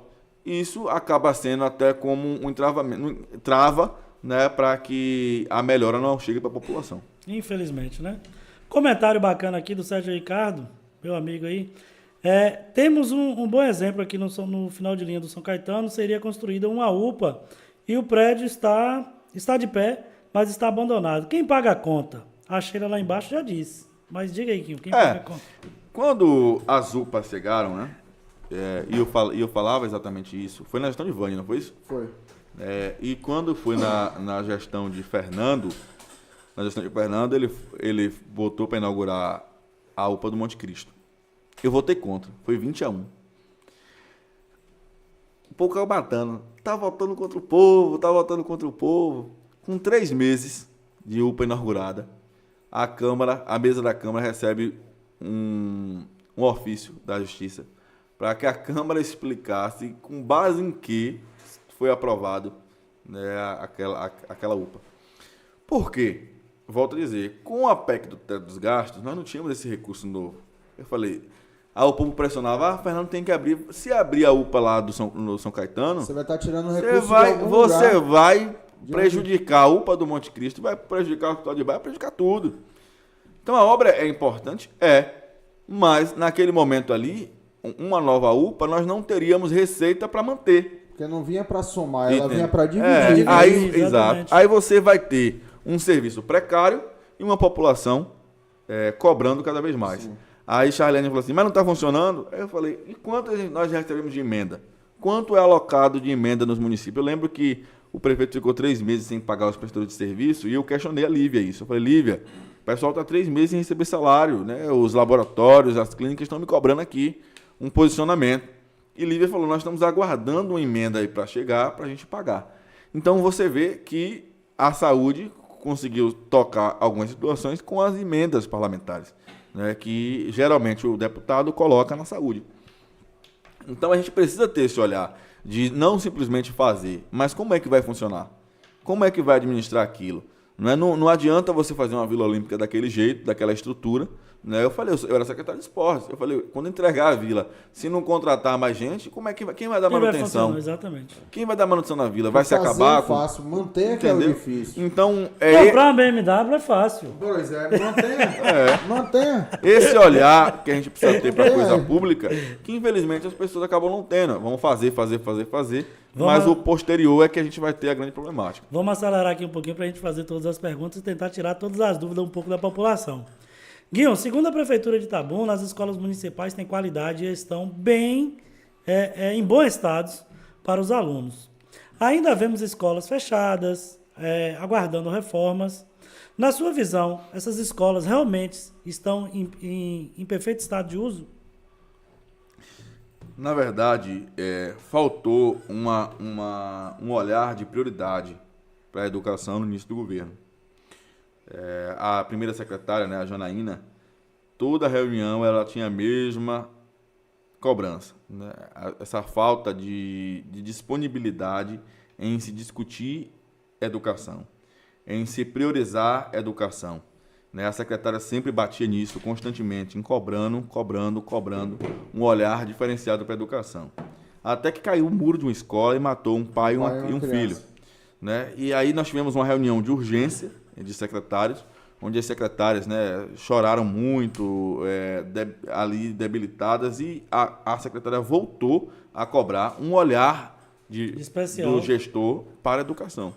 Né? E eu presenciei muito isso, essa cobrança da secretária constantemente, né, para o prefeito, que não despacha com o secretário, que não ouve o secretário, né, que não dá certa atenção ao secretário. Você vê, nós temos aí as aberturas do ano letivo, né, com os professores, aí o prefeito vai lá, vai falar de asfalto, de posto, disso, daquilo, e não foca na educação. Não foca na educação. Né, porque talvez ele para reforma já há mais de um ano. Exato. E os alunos estudando a gente tem o exemplo do Flávio Simões, né, que está fechado. E o que é pior, se a reforma funcionasse, aquela escola que caiu o teto, ela tinha sido reformada há menos de 6 meses.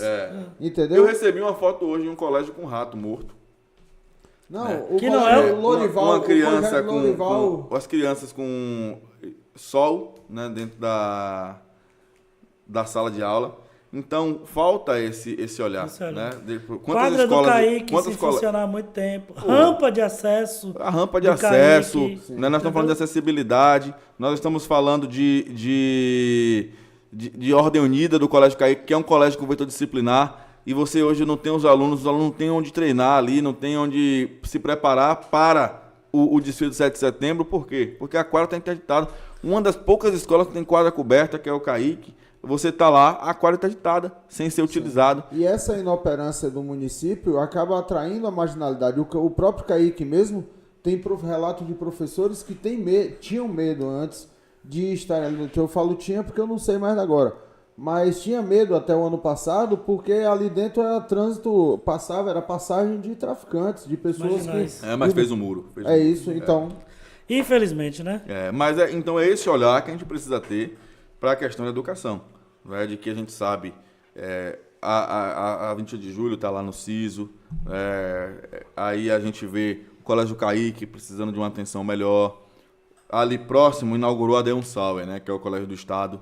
Que vai voltar a se chamar Félix Mendonça, né? Vai voltar? Vai, eu fiquei sabendo, não vou revelar a fonte, mas assim, o Colégio Adeum Sauer está sem receber recursos porque ele só mudou de lugar, certo? Todos os alunos, a diretoria do Félix Mendonça foi para lá. Então, me falaram com certeza que o Colégio Adeum Sauer vai voltar a ser Félix Mendonça. Guilherme, falar de transporte. E aí um tema aqui que 100% da população está irritada com isso, né? Mas passado 11 meses sem transporte público em Itabuna, a empresa Atlântico assumiu o transporte em 17 de 2 de 2021. Na época, vários meios de comunicação anunciaram que todos os ônibus seriam novos, modernos, do ano de 2019 e 2020. e teriam Wi-Fi, reconhecimento facial, tomadas USB, além da possibilidade dos usuários fazerem a integração em 5 pontos, Gustavo, 5 pontos, deixar bem claro aqui, Praça da Catedral. Seria a estação de transbordo, Isso. Praça da Catedral, Beira Rio, Praça Camaquã, Centro Comercial e Avenida Meramado. Aí, então, passado 2 anos e meio e 5 meses, temos ônibus velhos na rua, aparentando 10, 15, 20 anos de uso, não são ônibus de 2019, 2020, como está na foto em várias reportagens. E aí eu te pergunto, quando estão funcionando. Quando estão funcionando, exatamente. Porque é o que a gente vê nas redes sociais a todo instante, a São todo ônibus momento, quebrados. ônibus quebrado em todas as localidades de Itabuna. Sim. E durante esses 2 anos que Itabuna tem a frota sucateada, o que deixa a população sempre à espera de ônibus? O que fazer, Guinho?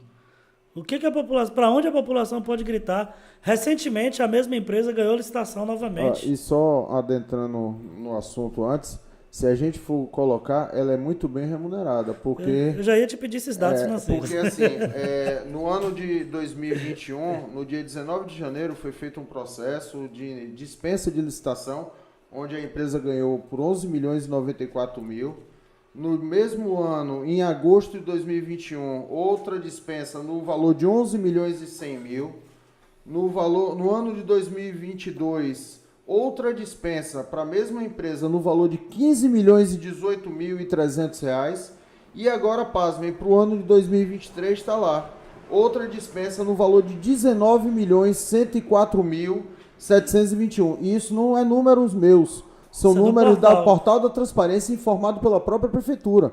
Então, o porquê que a Prefeitura ainda continua pagando para um péssimo desserviço que está sendo prestado à população? Essas dispensas de licitações, Guinho, e esses valores são aprovados pela Câmara? Na verdade, a Câmara aprovou, né, durante 20 mais 20, não é isso? Foi, na gestão é anterior, isso, né? Que é o prazo que a empresa pode explorar o serviço na 20 na anos cidade, mais 20 anos. na cidade. Então a gente só tem 2,5, tem ainda 30. Mas Mas aí, é desde a anterior. é isso, mas aí a anterior teve o rompimento do contrato, porque eles Que queriam... foi era a Via Isso. Metro? Não, era Sorriso, Sorriso e e outra, via né? São Miguel. Que eles queriam justamente um aporte do município e aí o gestor não compactuou e botou a pedra em cima e foi aquela guerra. Jaco agora, certo? Tá aqui o Ô, resultado. Gustavo, você não somou não, mas dá quase uns 100 milhões ainda. Rapaz, brincando aqui dá 22 com 41, dá em torno de 60 milhões mais ou menos. É muito dinheiro. A questão toda, né, nós sabemos que é uma empresa que presta um serviço, né? O que mais nos espanta, porque a gente não, a empresa ela não é municipal, né? A empresa ela é privada e ela explora um serviço dentro do município. Ela ganhou a licitação, ela tem que cumprir com todos os pré-requisitos que existiram lá no processo licitatório. Então, quando nós temos uma empresa que ela descumpre todo o processo licitatório, né, que ela vai na contramão daquilo que está no contrato, né, que ela tem humilhado a população de Itabuna, o que nos espanta é o silêncio do gestor. Sim. É o silêncio de ele, em momento algum, durante esses 3 anos, foi a público falar, o problema é por conta disso e eu vou fazer isso. Vou pressionar a empresa, se não melhorar isso, vamos fazer isso. Vamos suspender. Nunca houve nenhum... O que foi que ele falou da última vez que eu vi? Que o problema do transporte é um problema do Brasil. Mas nós temos uma empresa que nós chegamos a quase pagar o subsídio total do transporte público municipal ser gratuito. E só salientando o seguinte, não está incluso nesses valores a gratuidade que a empresa oferta, que é pago à parte, e também o vale transporte dos servidores da Prefeitura Municipal de Itabuna, que também é pago a eles. No valor de 2021 eu fiz uma apuração rápida, foi 1 milhão e 6 mil e mais vale transporte mais 1 milhão e 300 mil, tá aqui. Processo, esse valor de novembro de 2021 deve ser para o ano 2022, que não tem um processo 2022 lá. Então, se a gente for colocar, tem mais 2 milhões só para serviço público dos servidores da Prefeitura, que a Prefeitura compra na mão da Transporte Atlântico, certo? O Vale Transporte funcionário da Prefeitura, mais 2 milhões. É muito dinheiro. Deixar claro aqui também, Gustavo Guinho, que os microfones estão abertos aí para o prefeito, para os secretários, entendeu? Quem quiser vir aqui se explicar, falar alguma coisa, defender com relação às palavras de Guinho, com relação aos números que Gustavo está colocando. Então fique à vontade, tá bom? Salientando que todos os números apresentados aqui são colhidos no portal da transparência. Tá lá, são todos os dados. Tem o impresso, tem o tudo. Show de bola. Guinho, vamos para o penúltimo assunto. Agora aquele que disparou a semana passada, que foi lá para cima, que é o vazamento da suposta lista de funcionários fantasma. Como a gente já tratou esse assunto no início, né, da sua denúncia no Ministério Público, eu queria só falar da nota do prefeito e do posicionamento da prefeitura, né?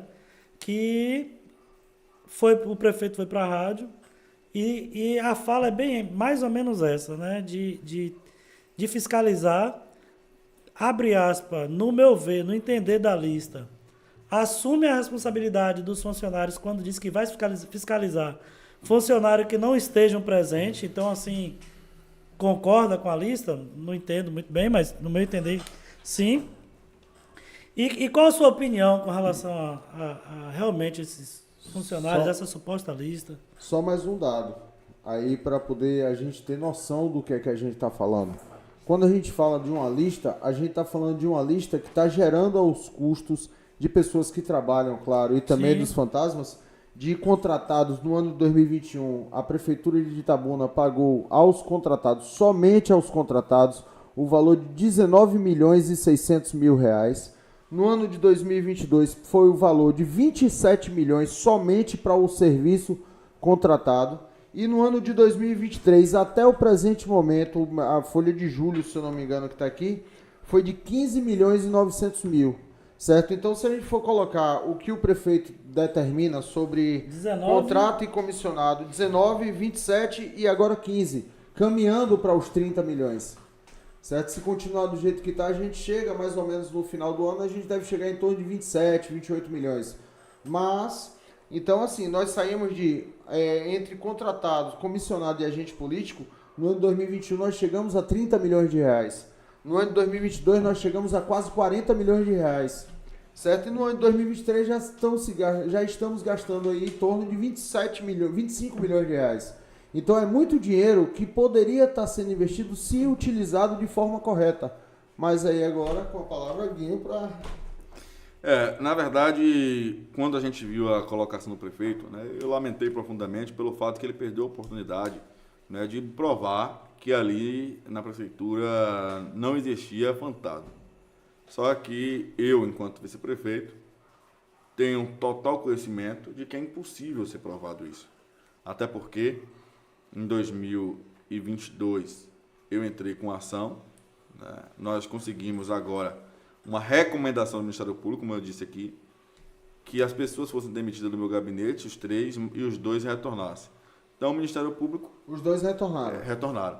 Então, fica comprovado de que essas pessoas do meu gabinete, elas não cumpriam com função alguma dentro da esfera administrativa da prefeitura.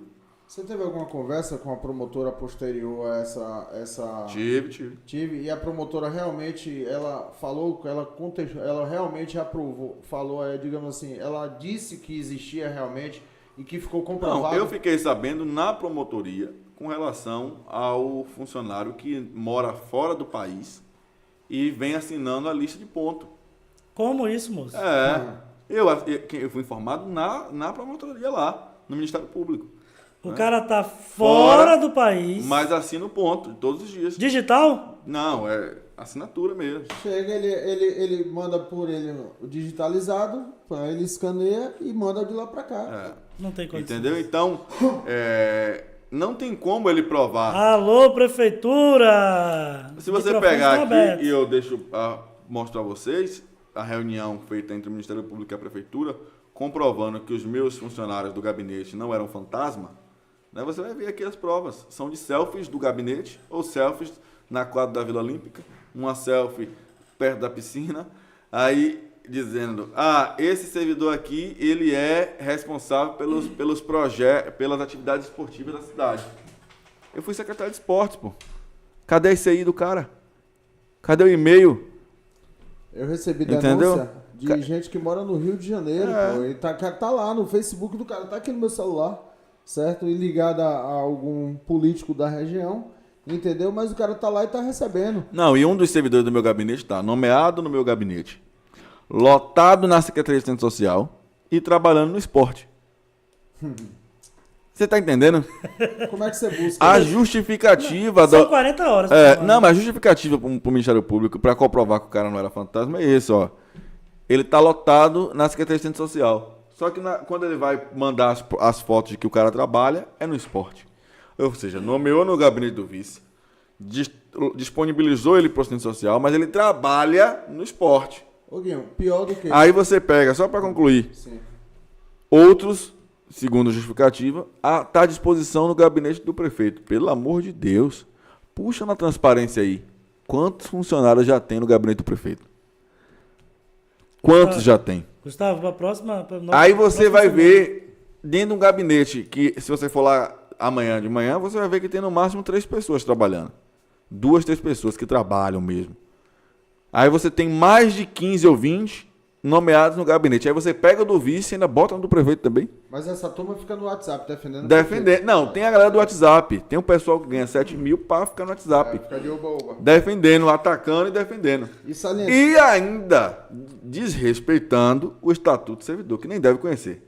Porque o Estatuto do Servidor, né, ele é claro, ele não pode, o servidor contratado nomeado, desrespeitar ou atacar qualquer um da sua autoridade superior. Né? Seja secretário, seja o prefeito ou vice-prefeito, os caras ficam aí me atacando, eu printo tudo.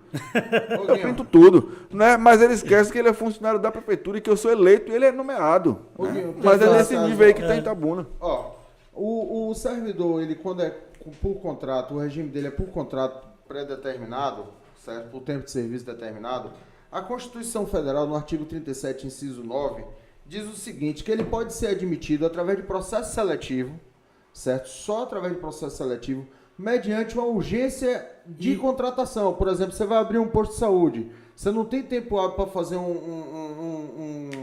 Processo seletivo. não, você não tem tempo para fazer um concurso para poder botar enfermeiro, técnico.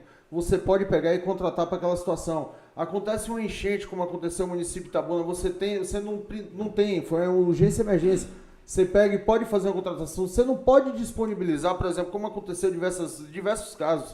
O cara está nomeado na prefeitura, recebe pela prefeitura e está trabalhando na Câmara de Vereadores. Ou até mesmo, pasmem, um cidadão, um amigo nosso, que já faleceu num acidente de moto. Também.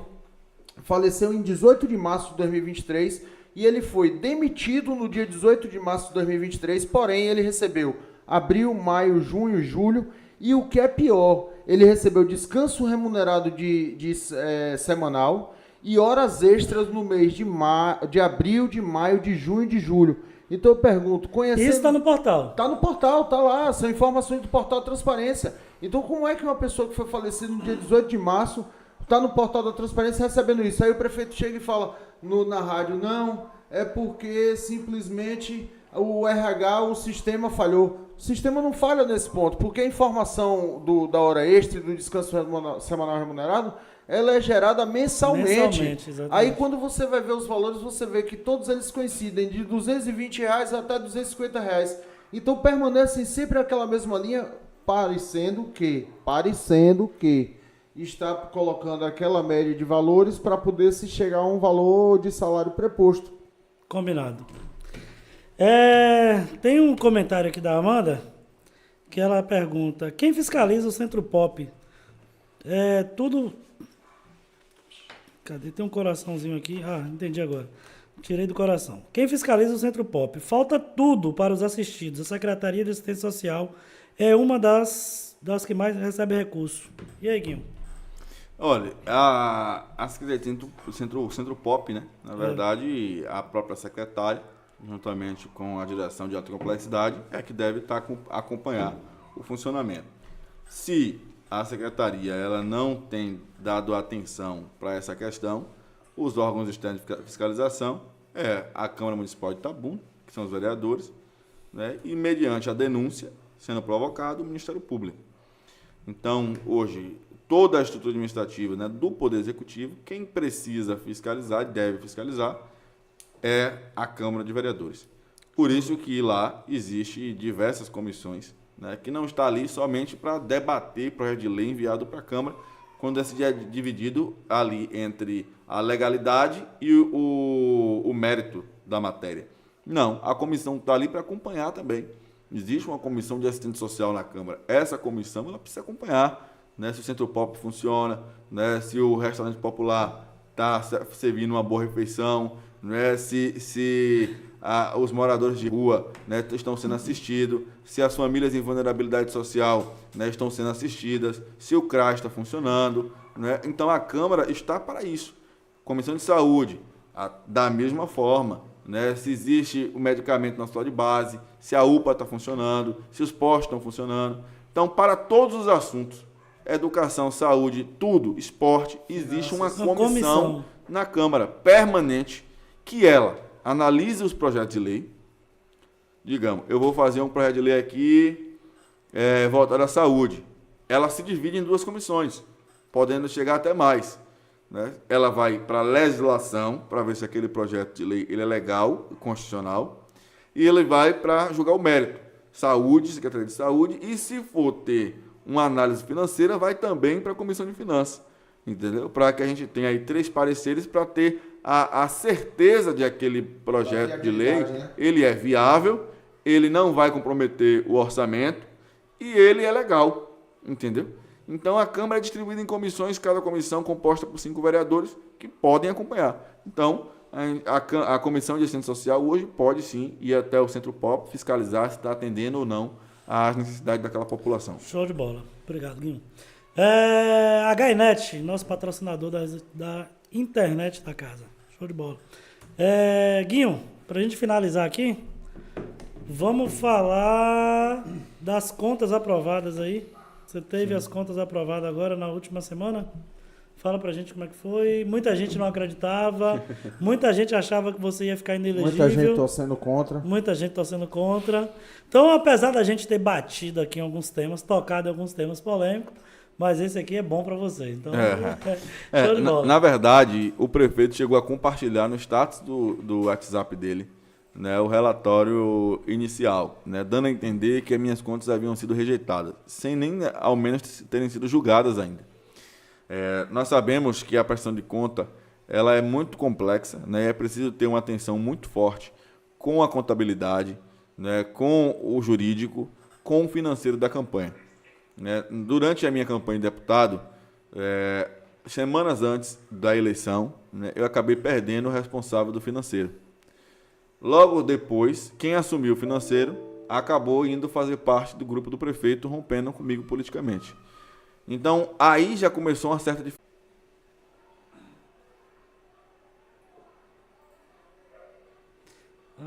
Guilherme estava aqui a resposta mesmo? Das contas. Das contas aprovadas. Estamos no ar, eu acho. Não. Estamos no ar. Iniciando aqui. Voltou. Voltou? Então, Guilherme, você estava falando sobre a aprovação das contas, né? A gente teve um probleminha técnico, pessoal, mas já voltamos, viu? Então, o que aconteceu foi isso, né? Essa tratativa, né, do diálogo entre a contabilidade, o financeiro da campanha, o jurídico, acabou que a gente, pós-eleição, houve algumas situações que ficaram difíceis, né, na hora da prestação de contas. Mas fizemos, graças a Deus. Guilherme, rapidinho. Sheila Larissa está solicitando que você comece a resposta do começo para poder... Sim. Então, como eu falei, né, o prefeito havia lá publicado no status, como se eu tivesse já ficado com as contas rejeitadas. Teve esse blog que disse que eu tinha ficado inelegível, que eu não disputaria a eleição. E não tinha acontecido o julgamento. Houve o primeiro relatório, onde esse relatório da Justiça Eleitoral, eles apontam o que eles acharam que foi inconsistente de argumentação na prestação de conta. Então, quando houve esse relatório, o nosso jurídico começou a trabalhar. Ele falou, trocou de advogado. Eu não troquei de advogado. O advogado de campanha, ele pediu para sair. Né? E antes mesmo do julgamento, antes mesmo desse relatório, ele já havia saído. Quando sai o julgamento, nós designamos um outro advogado para tratar desse assunto. Quando nós estávamos perto do final da campanha, né, o meu financeiro saiu da campanha, assumiu uma outra pessoa. Essa outra pessoa que assumiu, depois da eleição, se aliou ao prefeito. Foi cooptada pelo prefeito. Entendeu? Foi cooptada pelo prefeito, foi fazer parte da gestão. Então, o que era me passado pela contabilidade, que eles estavam com dificuldade de diálogo com as pessoas responsáveis pelo financeiro. Entendeu? E isso acabou influenciando nesse questionamento do primeiro relatório. Mas quando eles enviaram o relatório, nós fomos coletar todas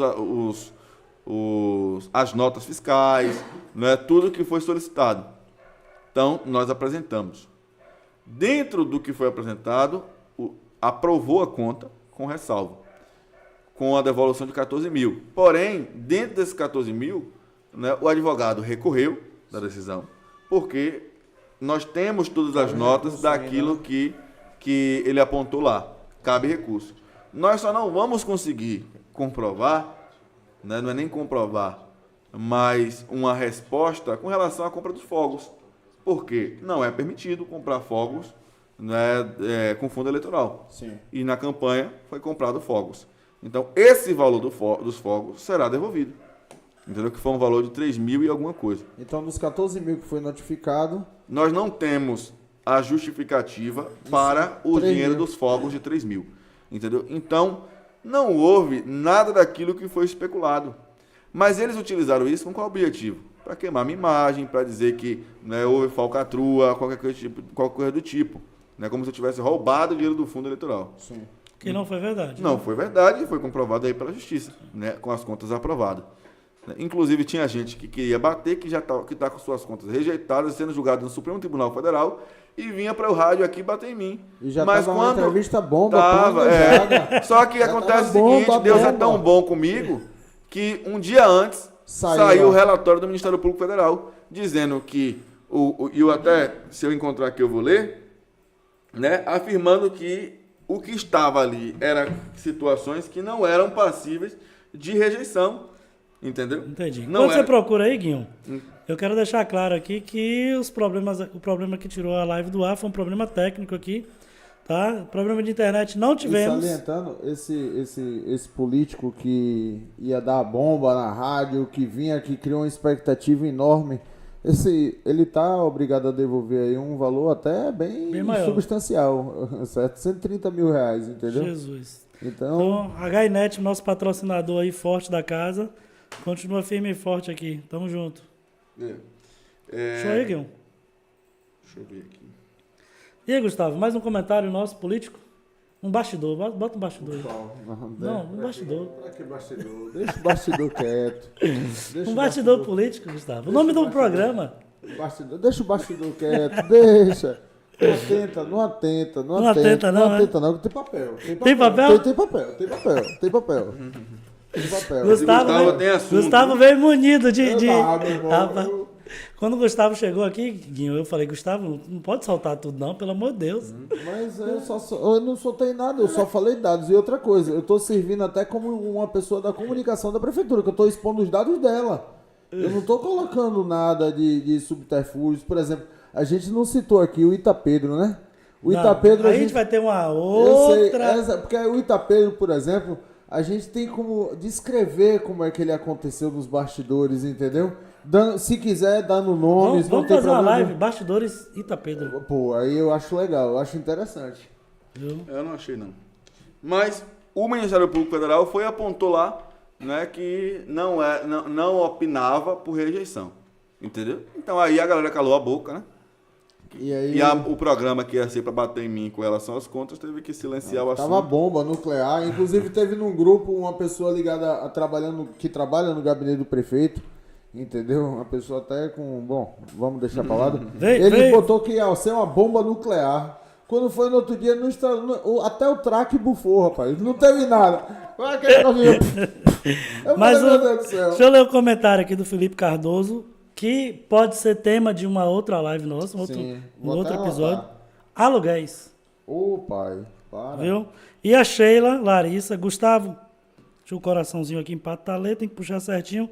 Gustavo colaborou bastante com os números e embasamentos. Aí, ó, show de bola. Mas temos dois assuntos aí, né? 2 temas. Aluguéis e Itapedro. Aluguéis e Itapedro. Dá pra fazer uma live só com esses 2 temas aí, Cara, 1 hora e meia. Eu vou lhe A dizer gente uma falando, coisa. discriminando com as suas análises de números, de dados. Mostrando sempre Mostrando, os dados reais. exato. O que está acontecendo, realmente. Aqui é bastidores e é papo reto. Então, a gente não tem E meio outra termo. coisa, quando eu falei do Itapedro que surgiu uma situação há uns 2 meses atrás aí que houve a cidade também deu uma fervorosazinha, eu chamei o presidente então para a gente debater tete a tete. E fica aqui o meu convite Pronto, para o presidente da FIC, se ele quiser, a gente pode sentar e conversar. show de bola. Guinho não achou, mas Guinho, depois se você quiser disponibilizar nas nossas redes Eu sociais. envio para vocês. Eu envio fiquei de pra- boa. É. Eu queria te agradecer, Guinho, muito.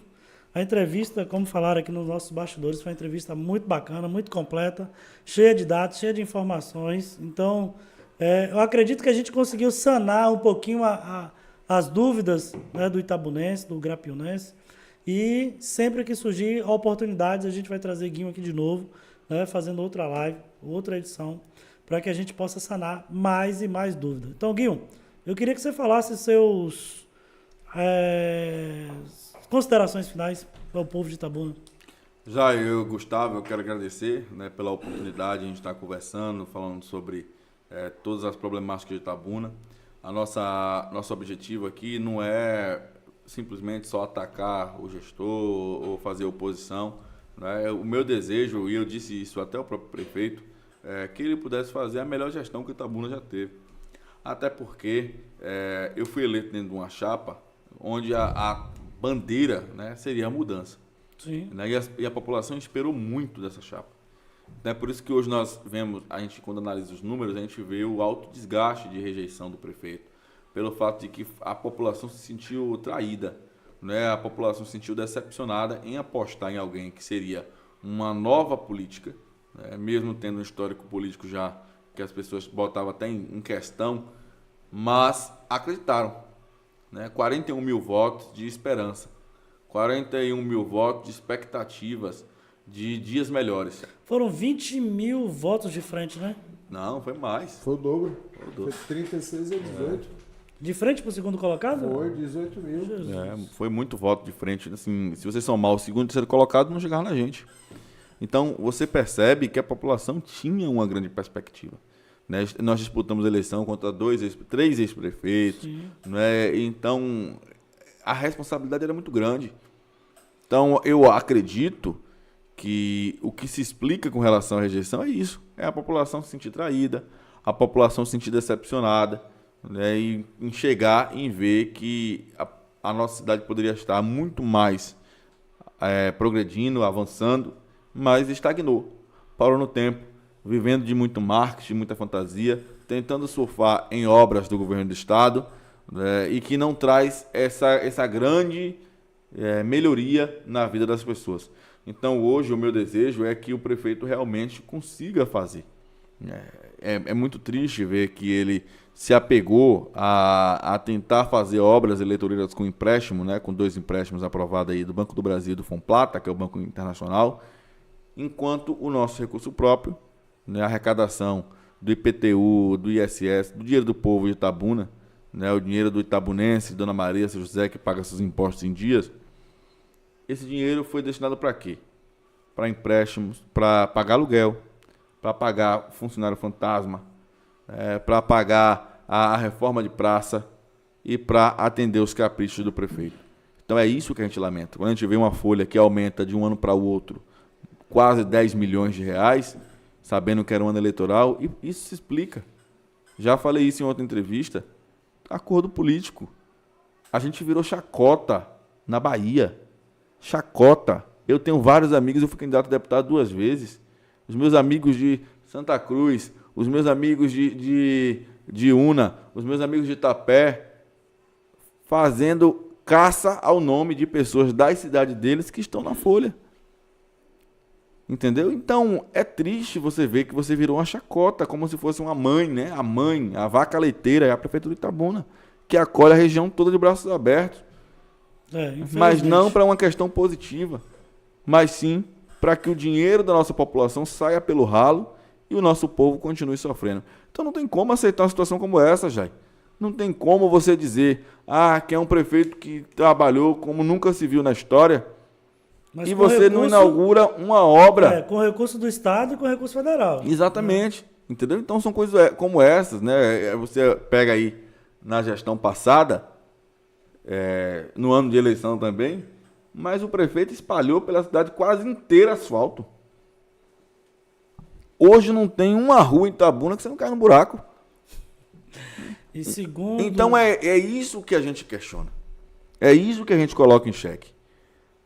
É ver a falta de responsabilidade com o dinheiro público. É ver a falta de empatia.